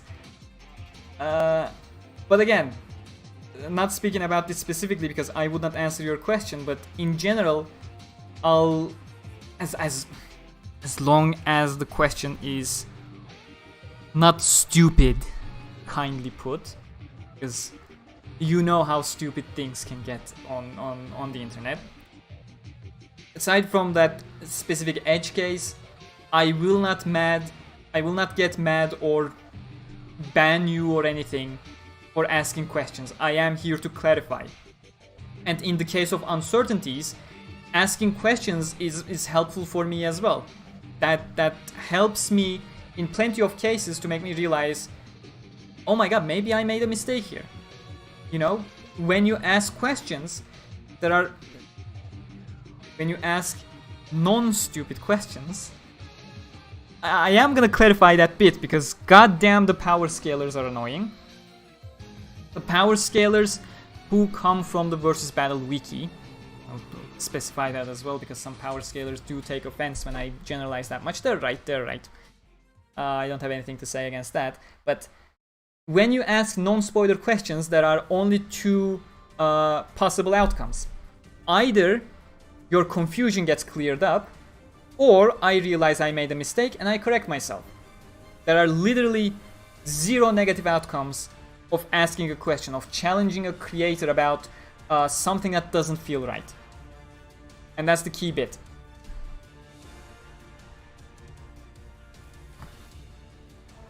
Okay, now let me catch up. Any plans on getting Kawahara Sensei or someone official for your podcast? I mean, would love to. The biggest issue there is obviously the language barrier. Let me rephrase that. The biggest issue is the fact that we're probably not large enough to have someone official like that on our SAO Wikia podcast. Second biggest issue is the language barrier, which can be solved by bringing Gishimenas along, of course. If we ever get the amazing opportunity of doing something like that, Gishimenas will be there to act as our translator. Maybe something like a written interview or something that we present after we do. That's something that's been on my mind for quite some time. You know, maybe contacting Futami-san, the SAO Gameverse producer, with a nice Gameverse related interview or something like that. It's been on my mind for a long time, but I don't feel confident enough to approach for something so ambitious. It may sound like a simple written interview, you know, give them questions and they'll answer back, but it's still an ambitious thing for me, you know, being on the channel, to reach out to someone official like Futami Sensei or Kawahara Sensei or Miki Sensei.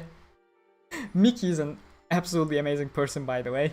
We make a lot of jokes about how he is making so many profitable franchises constantly, but every single time he appears on those SAO streams, he's such a fun personality that even when I don't understand what he's saying, because obviously he's speaking Japanese, you know, his antics, his behavior, his tone, it always puts a smile on my face. But yeah, approaching someone that official, that is really ambitious in my eyes. I hope I get the opportunity one day, but I would not hold my breath, and neither should you. Favorite Sword Art Online opening? War of Underworld Part 2 opening. Followed by Alicization Part 2, followed by Alicization Part 1, followed by Aincrad.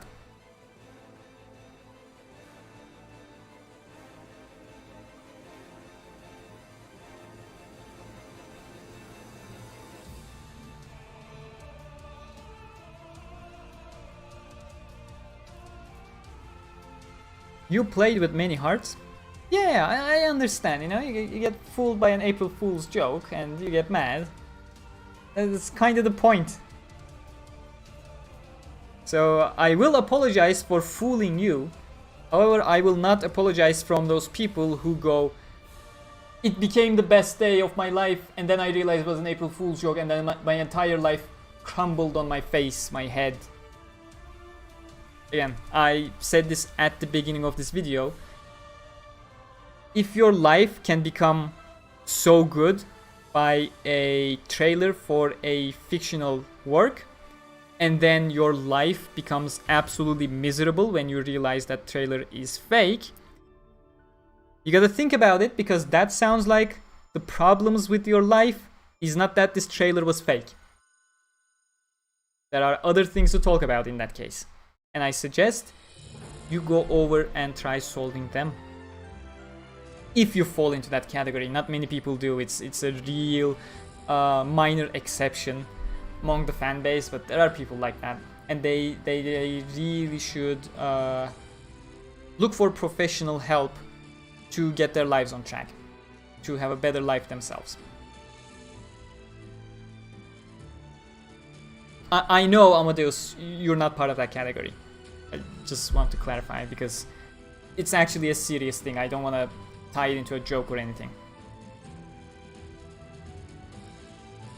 What do I think about Sword Art Online Abridged? It's really fun if you just watch 2 or 3 episodes. It gets incredibly repetitive and creatively bankrupt in regards to its jokes if you watch any more than that.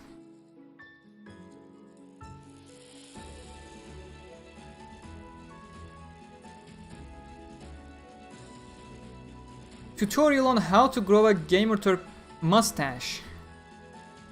Huh?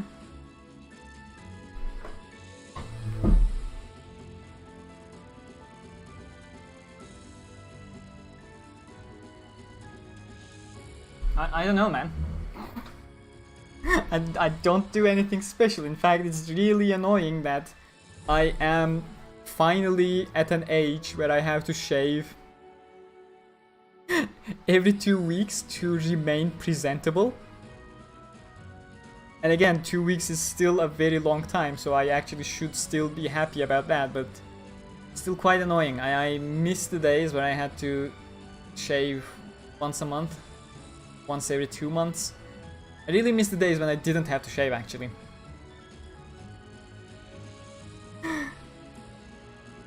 Basically, what I'm trying to say is I don't style how I look. I just wait until I start looking unpresentable and then just do a factory reset.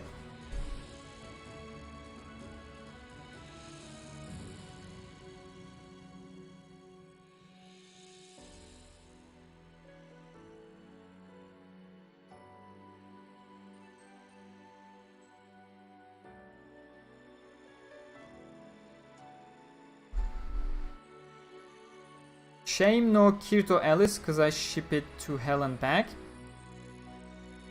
You can ship it, man. I mean, people ship Klein and Egil. You can ship anything you want as long as you acknowledge that it is not canon. That there is no romantic relationship between the two. You can do anything you want as long as you acknowledge that.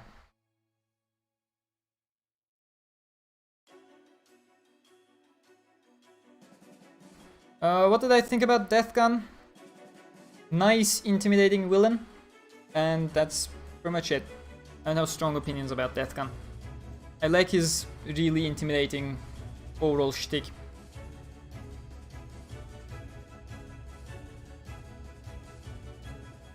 I mean, Japanese officials know about SAO Wikia, right? That's why I asked if you guys could do something with the creators. I am not sure if they know about the SAO Wikia per se.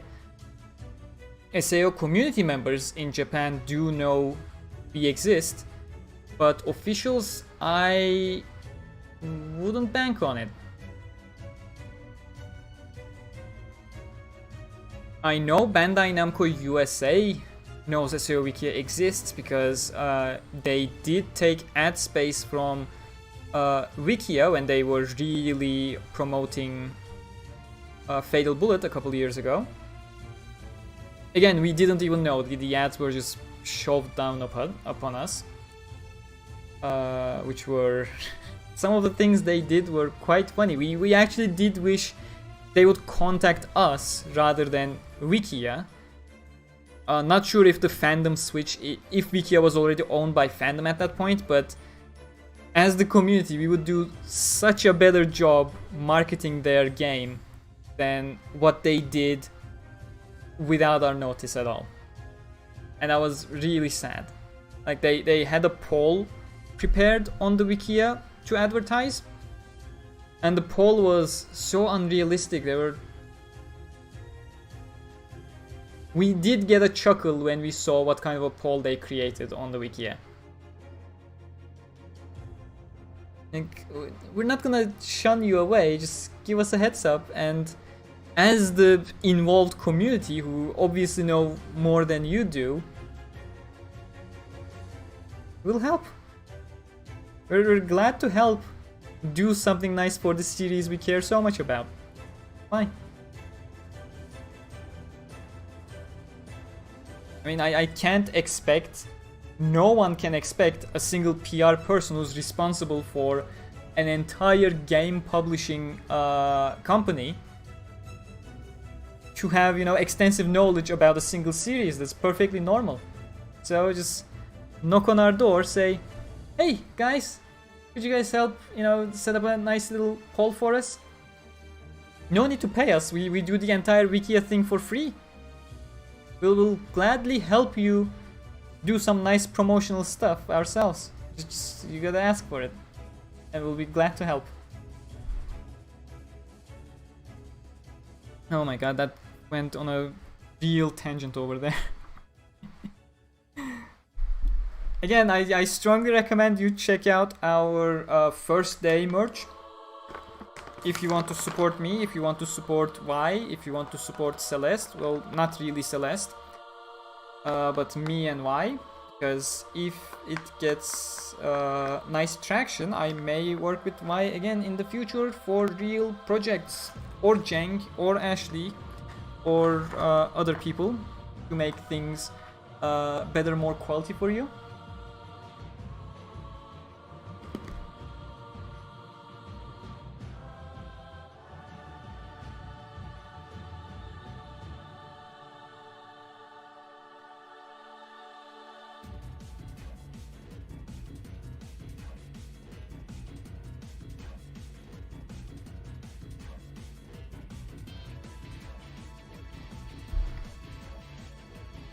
Oh, please don't go into shipping wars. I don't want to start muting people. Let people ship whoever it is they want to ship, as long as they acknowledge it's not canon. It's fine. Everyone can ship whoever they want.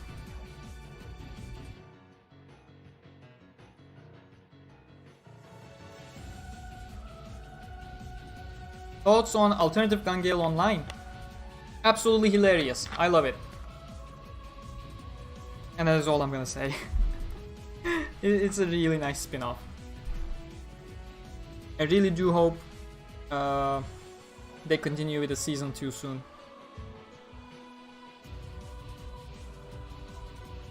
Especially if we're getting, you know, yearly progressive movies, they can easily do a single core season between those movies, you know. In fall season the movie comes out, winter season you go ahead and run alternative GGO season, then the spring season comes and you release the movie Blu-ray at that point, and then the summer season you start marketing the next movie, and then fall 2022 we get the Rondo movie, the Floor 2 story. That's literally the perfect perpetual SAO circle that keeps going.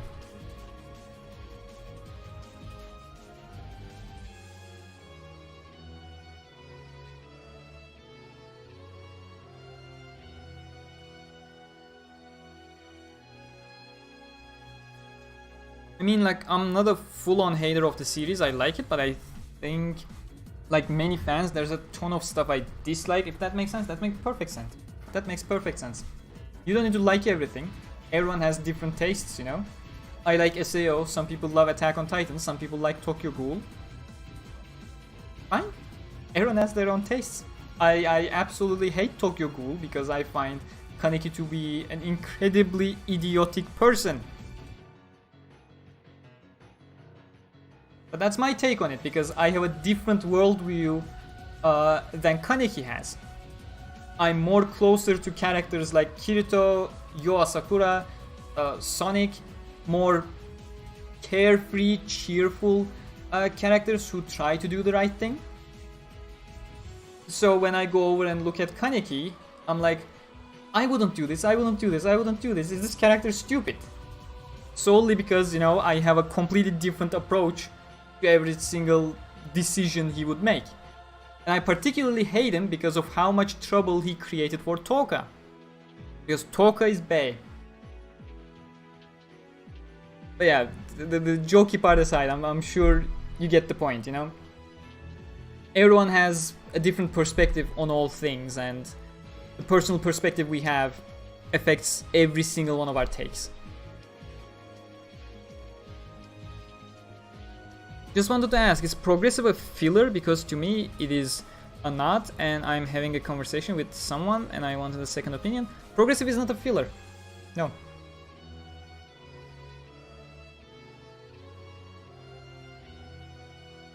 I mean, technically it's filling the floors that we never got to see before. But the definition for filler in this context is it's basically just placeholder content that doesn't develop the characters in any meaningful way and does not affect anything that comes after. And progressive 100% does not fit that category. It gives a whole lot more depth into all of these characters. It develops their characters a whole lot more. And everything that happens in progressive does affect everything that happens later in the series. We're literally getting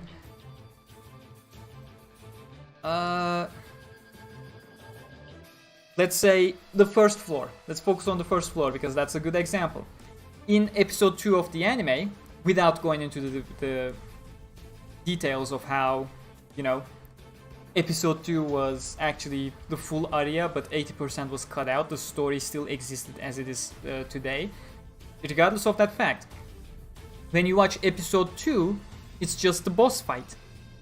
Just because you get to see the couple weeks before the boss fight and how it shapes these characters into who they are at that moment, that's not filler.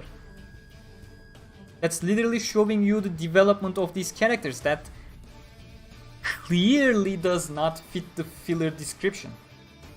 So no, Sword Art Online Progressive is not filler at all.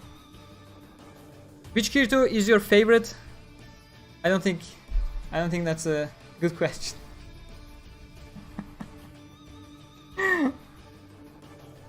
I'm sorry, it's the same Kirito. I'm not gonna go, oh my god, this Kirito has wings, so I like this Kirito more. No. I don't function like that. If you ask me which outfit is my favorite, I'd probably go with something like the Cathedral Assault outfit. So Core 2 of Alicization. That outfit is absolutely gorgeous. But yeah, if you tell me which Kirito is your favorite, I'm gonna chuckle and continue.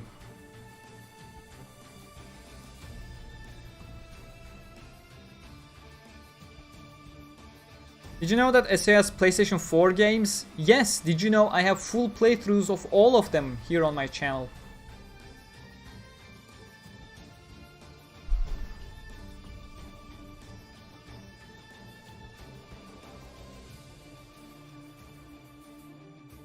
Take care, Major Wolf.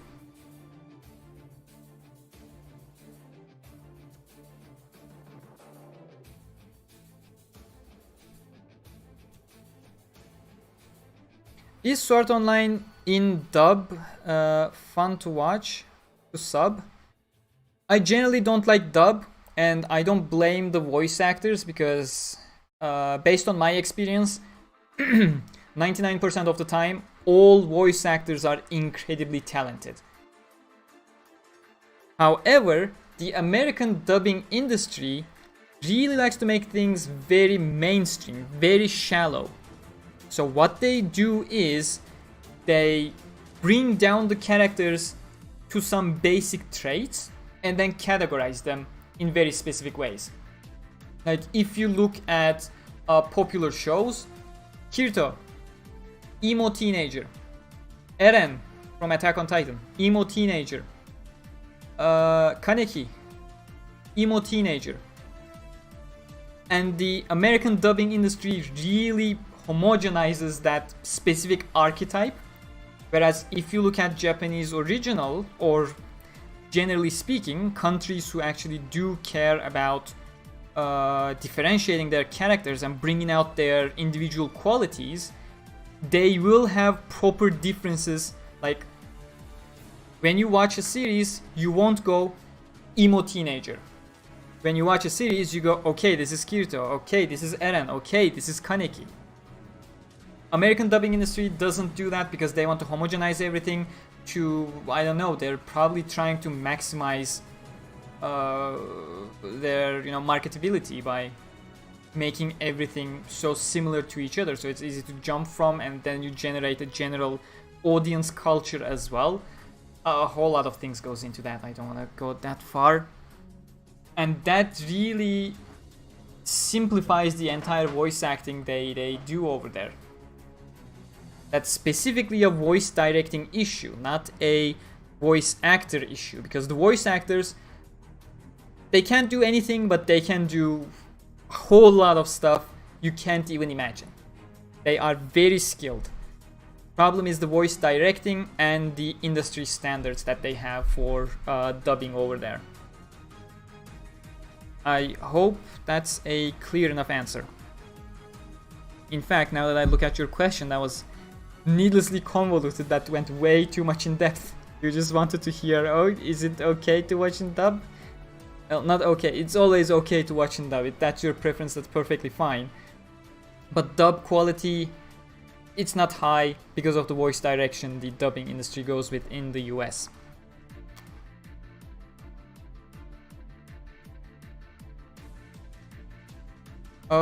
Are dub openings the same as sub openings? I can see someone was a 90s kid when 4Kids was ruling the entire industry.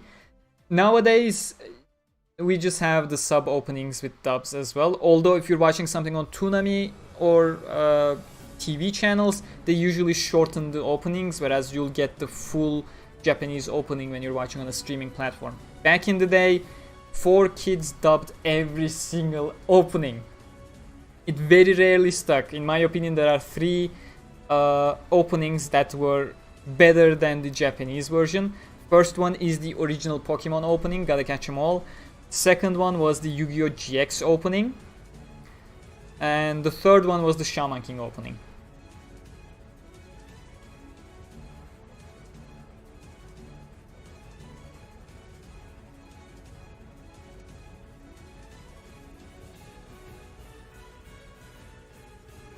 Oh my god, there's so much chat. Thank you for being interested in the stream. That was surprising. I wasn't expecting so many people to remain in the stream for so long.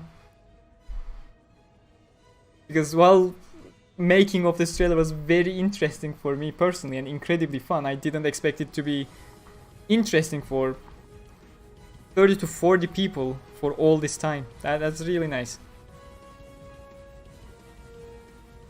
Where can I find the fake Asuka Empire poster that Celeste made? I'll give you a link. Give me a second.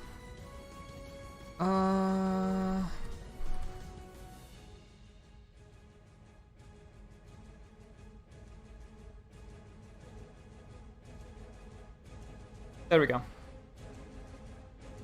I'll bring you as well, Nate.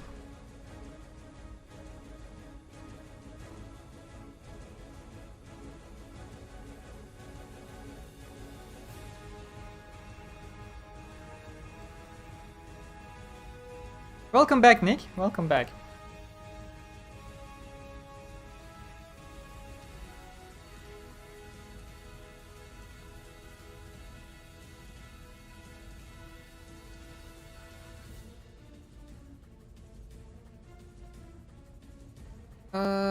What's SEO progressive? Just watch my video titled "What is Sword Online Progressive?" please. You'll have a whole lot of answers to all your questions there. Without spoilers, mind you. I don't think I added spoilers. If I have spoilers, I will probably put a spoiler warning. But yeah, you can just watch that.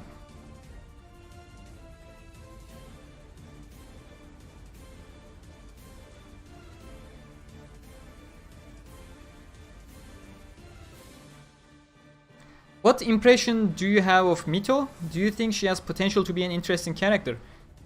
I am very intrigued about her. And you should watch my progressive trailer explained for the second trailer. I talked a whole lot. I have about 10 minutes, maybe even more, specifically talking about who Mito potentially is and why she is so interesting to me. I strongly recommend you go check that. But yeah, I am very hopeful about Mito's edition.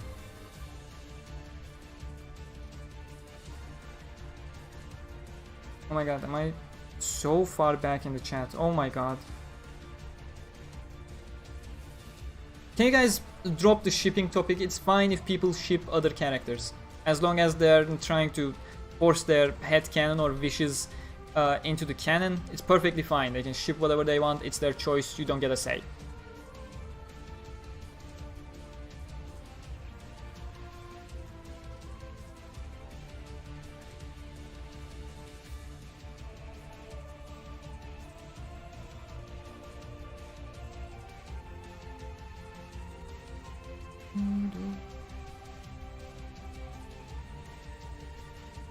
Hey mate, thinking to buy Sword Art Online, the latest game for PC. I think you're speaking about Alicization Lycoris. I strongly recommend you check out my reviews for Alicization Lycoris, especially on PC. It may be a dangerous choice. It's more of a gamble when you're trying to get it on PC. Some people are running it perfectly smooth. Some people are having consistent issues, even still after so many fixes. It's really it's almost a complete unknown based on your specific, precise hardware combinations. The game is good, I'll say that much, but you'll never know if you'll be lucky with your combination or not. But for more in-depth look on the game itself, I strongly recommend you check out my review. It's a bit long, but I do have chapters so you can skip over to things that you want to hear about. Will they create a Moon Cradle adaptation or just ignore it completely? I talked about this in some other videos. In my opinion, they are going to completely ignore Moon Cradle. Like Alicization Rising still has full green light to adapting Moon Cradle in their game, which is something that was never done before for content that the anime wanted to adapt. And considering they actually went ahead with that, yeah, I do feel like they're just giving it to Rising Steel because they don't have any intentions of adapting it anyways.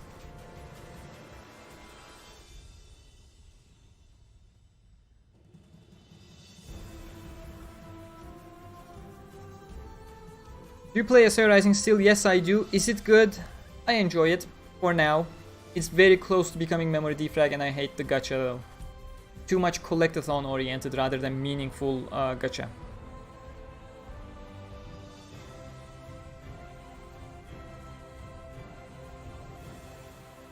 Can you name a few series that sub fans would watch in dub to those who live in northwestern region? You see, when you say northwestern region, that is not very specific on a global scale. I imagine you are from the US, so you are asking about the northwest US. Isn't that Canada? Or wait, northwest, that becomes Alaska, so back to US. Either way, generally speaking, I would recommend just watching sub. But again, what meaning does my surface level recommendation have in this situation? It's all about your personal preference.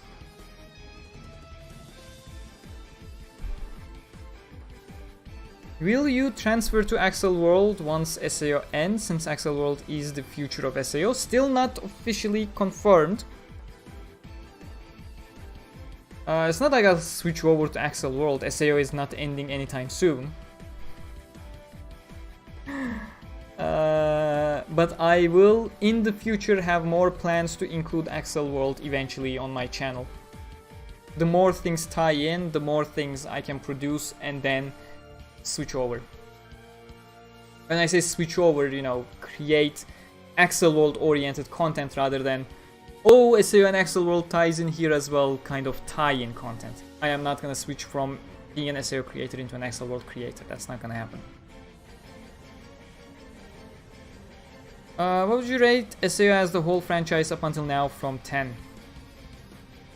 I like it out of 10. Please don't make me score things. I don't like scoring stuff.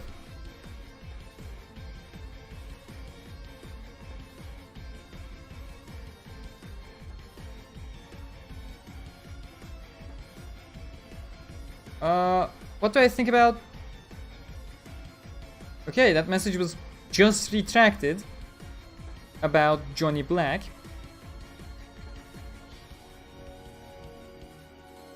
Best villain in SAO. Best villains are the ones who don't feel like villains.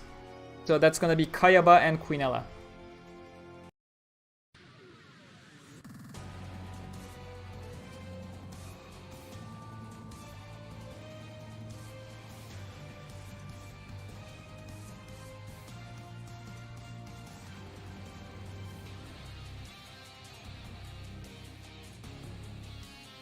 Do you think Moon Cradle is a finished or unfinished story?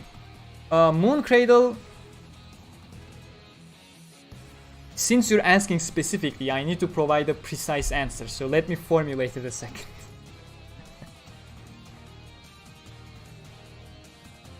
Okay.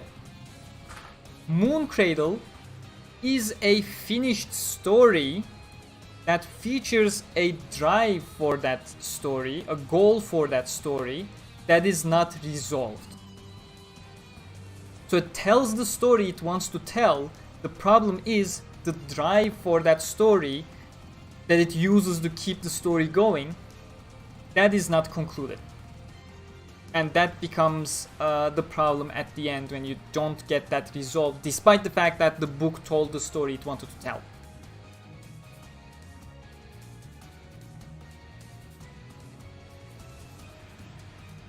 The reason why, one of the reasons why Moon Cradle gets a worse credit than it probably deserves is that Ronye is not a likable main character, especially the way she acts in Moon Cradle towards Kirito.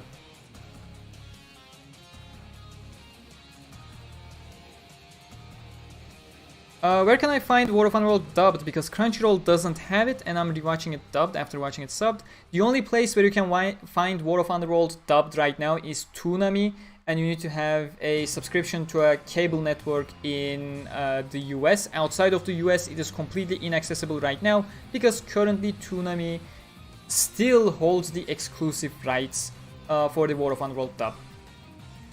You will need to wait a little bit more until Netflix, Hulu, Crunchyroll, etc. receive it in dub.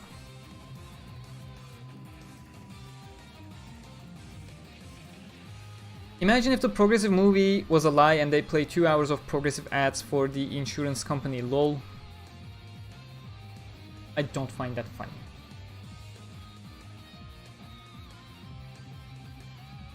Do you prefer buying a movie for all regions or TV show on Blu-ray for Sword Online? If I am gonna get the Blu-ray, I will get a limited edition. If I think the limited edition is worth it, yes, I am gonna get it. If I think the limited edition is not worth it, then I'm just gonna go with Wakanim over here. Hi there, Val. I saw your message on Discord, by the way. I didn't reply for obvious reasons yet.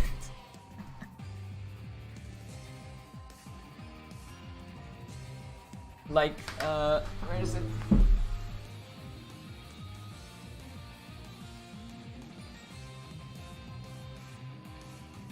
I have the ordinal scale limited edition over here. Let me look at the camera.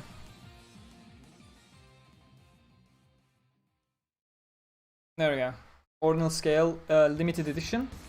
The UK release, because if I were to get it here in Austria, I would need to get the German release from Peppermint Anime, and they explicitly told me they do not have English subtitles, so I had to import this from the UK. And I felt like this was certainly worth it. First off, it's an absolutely glorious box with Eiji and Kirito. Secondly, this is a very, very nice case with Kirito switching in between, Kirito and Asuna switching in between their Aincrad looks. The same thing for Yuna and Eiji over here as well. Absolutely gorgeous. Is there anything special inside? No, the inside is... Why did I not just open it up and show them both like this? This is the first thing I should have done. And then we have an entire booklet. I'll just quickly go through. with interviews, explanations, a whole lot of concept art. So in my opinion, this limited edition release was completely worth it. So I got it. Simple as that.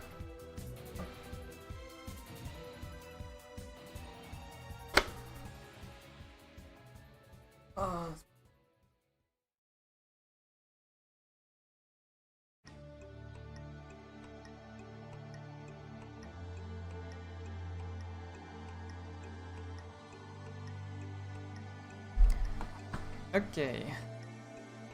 Wow, still 40 people here. Thanks for watching, guys. I'm glad, you know, that you're enjoying it. Asking questions, I'm answering. It's nice. Especially on a Thursday night, which I am confused about. But I guess Easter is starting for everyone. So that should be an explanation. What are my thoughts on Johnny Black? Annoying, screechy, I don't like him. Morte is also annoying and screechy, but he has a little bit more established personality due to having more screen time. Johnny Black will probably benefit some of the upcoming progressive light novels, hopefully. Mooncradle is finished but not complete, probably the simplest way you can say it, yes.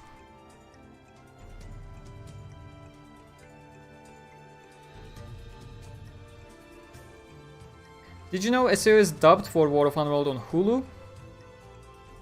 Are all 23 episodes dubbed? That's the question. They probably only have the first 12. I'm pretty sure Toonami still has exclusive rights for the final 11 episodes. He said it wasn't funny, but I got him to smile. Mission accomplished. Good job, man.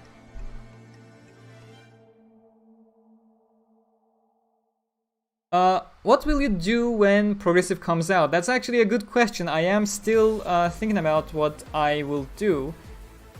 Because obviously, it's a movie and a whole lot of people won't have access to it. And again, I don't feel comfortable making a full explained video when I don't have something I can properly rewatch and, you know, compare it to the novels. So chances are when the movie comes out, and if I if I have the opportunity to go see it in the theaters, of course, still the COVID situation is unclear even in Europe. What I'll do is I'll do a review for the movie with a non-spoiler section for first half and spoiler section for second half. But it will not be in the explained format. When the Blu-ray comes out, that's when I'll do the explained. I feel like that's the best way I can handle the situation. Because again, if I try to do an explained over a single movie watch, like even if I go 2 or 3 times into a movie to watch it again and again, if I can't rewind and exactly look at what I'm looking for, I don't feel comfortable making an explained video, because chances are that will lead to incorrect interpretations or things that I say, and that I do want to avoid. So the review option, and then when the Blu-ray comes out for an explained, that's the safest choice for me. That's the cleanest way I can handle it.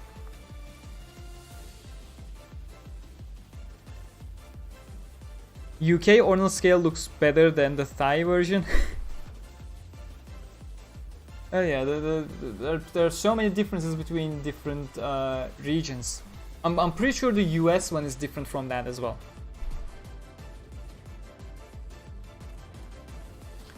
I got tomorrow off work. Nice.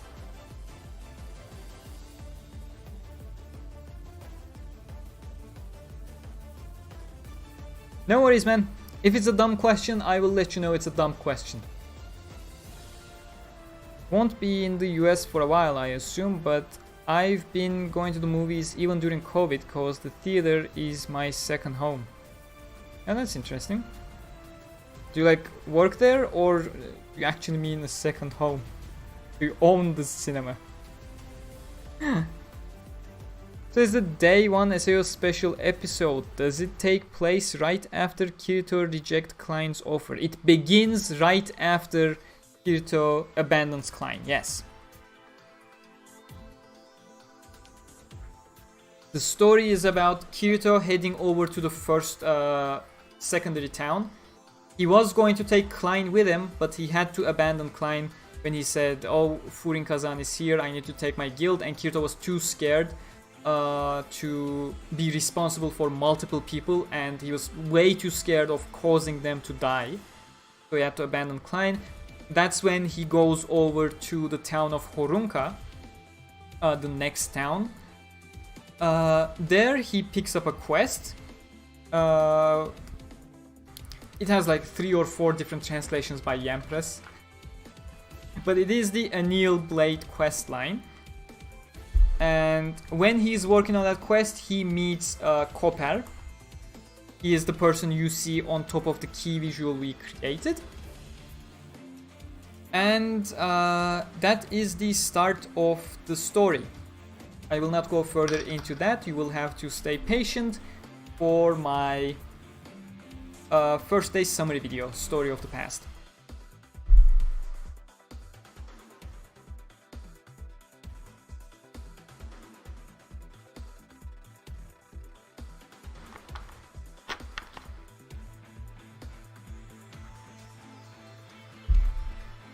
If you have the opportunity to make a holiday theme outfit for all the gamers' characters and main cast. Skiing outfits.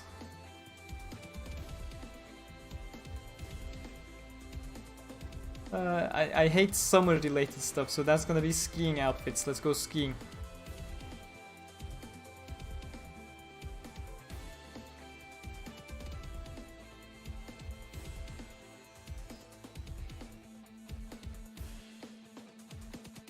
Okay, I have caught up with the chat. The amount of questions have slowed down. Maybe I should slowly wrap up this stream. If you have questions, ask in the next 30 seconds.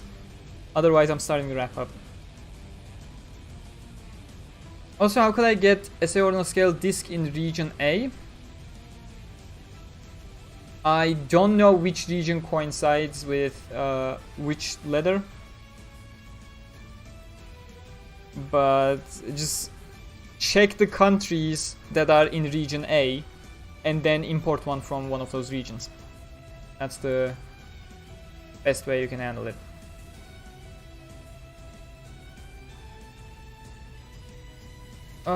Best arc as a light novel reader, including Progressive and Untitled Ring. Human Realm arc of Alicization. And a boo to you too, Leo. Boo to you too.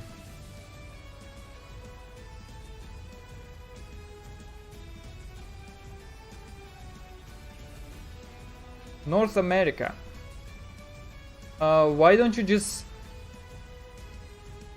get it from North America then? Is that a Destiny sword in the background? Yes, yes it is. It's the Hive sword.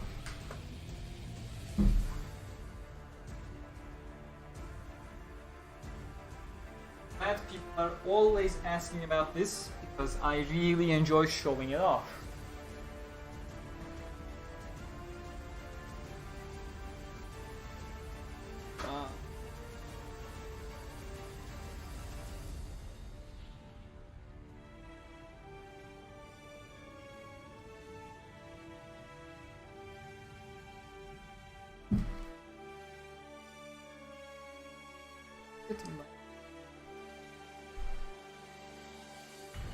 There we go.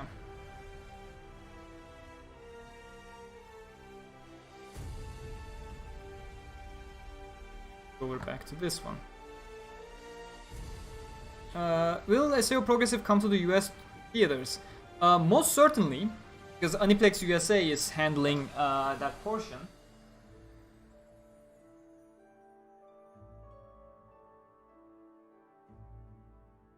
We just don't know the circumstances of how that's going to happen due to COVID. They need to announce it themselves. The actual problem is over here in Europe, where Aniplex USA obviously doesn't handle it, and we have tons of different regional publishers, distributors, and none of them are responsible for, none of the countries have actually come out and said, hey, we're bringing the movie. So that's the main issue. You guys in the US, you don't need to be scared. People in Europe, we need to start asking about if the movie is coming to our regional licensors.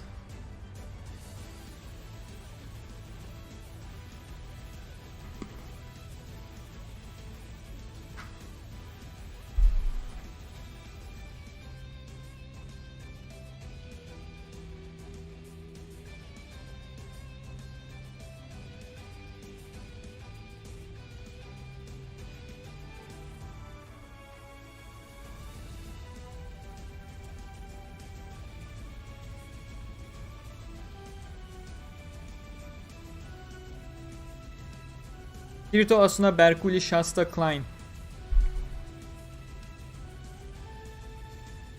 That was fast. I usually don't answer that question and think for 5 minutes.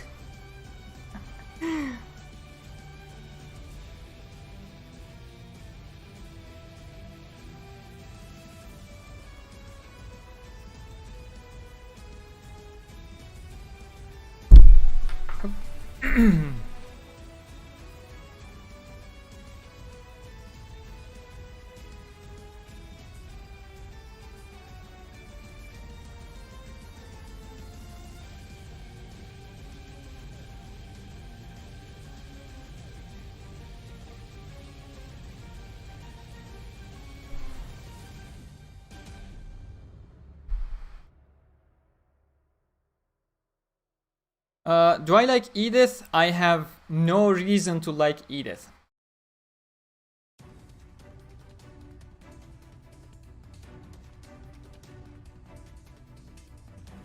The game needs to provide more story for her for me to care about her, because even with the stuff they have so far, she feels like just an injected character into a story that exists.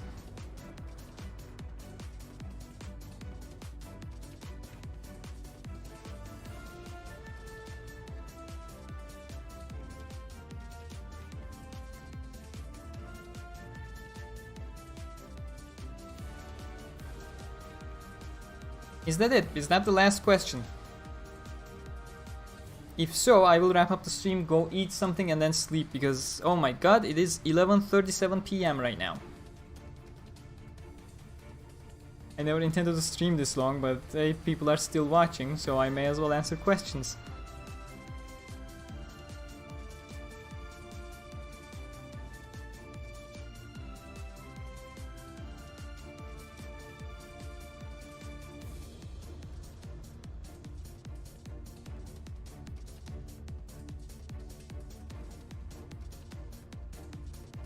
What's my Discord server like? It's calm, not hyperactive. Hyperactivity is usually shunned by me personally, because I don't like hyperactive servers. And that's it.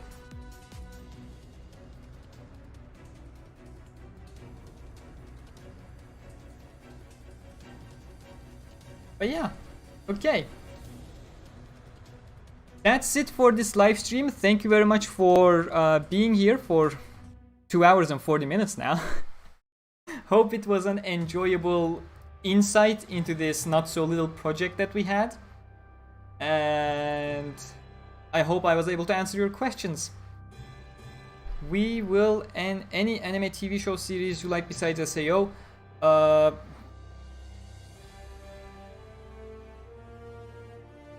Fate stuff, all of them. Not Prismaelia, I didn't watch Prismaelia stuff. Palais Linear. Death Parade, Shaman King, Yu-Gi-Oh! GX, FMA Brotherhood, and probably some other stuff that I am forgetting right now. Darling in the Franxx. I think that suffices for now. That's good enough of an answer. And to end the stream, considering nobody became a channel member, I'll finish up with an ad. of my own, please do check out my Teespring page. We got a whole lot of stuff. My 50k subscriber special, Land Squad still up, Medina, Kirito and Yu-Gi-Oh stuff still here, and newcomers, we got the amazing first day stuff drawn by Y. We have full-on posters here. That is the clean visual of the key visual Y has drawn for us for this little, not so little project. Aside from the poster, see, it's very nice. I want to get that. If you're a channel member or a patron, please do use your code to get a $3 discount or something. Should be $3. Should be eligible for all as well. I'm pretty sure I took care of that. We have a nice little sticker over here with Kirito and the little Nependes.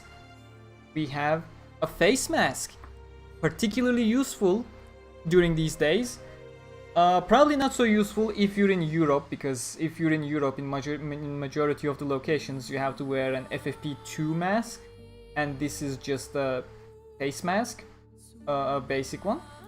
So if you're in Europe, this is more of a stylish choice. If you're in other places where FFP2 masks are not mandatory, you can probably use this just fine.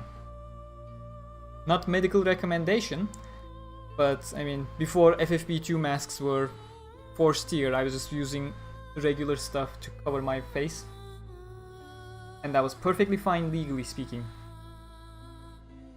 What else do we have first day related? Oh my god, look at that hoodie with that amazing key visual. Doesn't that look nice? I bet it does. And that's why you should go ahead and get it. We have t-shirts as well. I think t-shirt was the first thing I showed. Is this a repeat?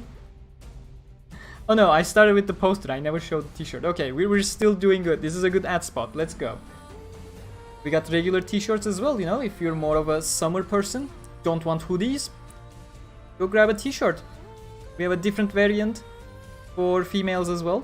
You know, if your body type is different, you can go get this one. Perfectly fine. All about your own preference. And last but not least, we have phone cases.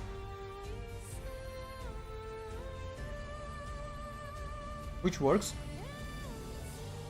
When I was setting this up, I was genuinely scared that the camera cutoff would start blocking off the key visual portions. I'm glad it worked out fine. The bigger problem was the Samsung case, which I made work barely. But yeah, thank you for watching this amazing ad slot for my merch. Again, all contributions contribute to, I picked better words starting that sentence. They contribute to making more of these custom stuff for my videos, not necessarily April Fool's jokes just to fool you, but actual projects like the Story of the Past series, where I cover all the SAO stories that were never covered by the anime. I did Hopeful Chant, Cordial Chords. I'll be making the first day really soon. And I am now very sleepy. People are already wishing good night and goodbye. Thank you. A goodbye and good night to you as well. Please become channel members and support my channel. Thank you.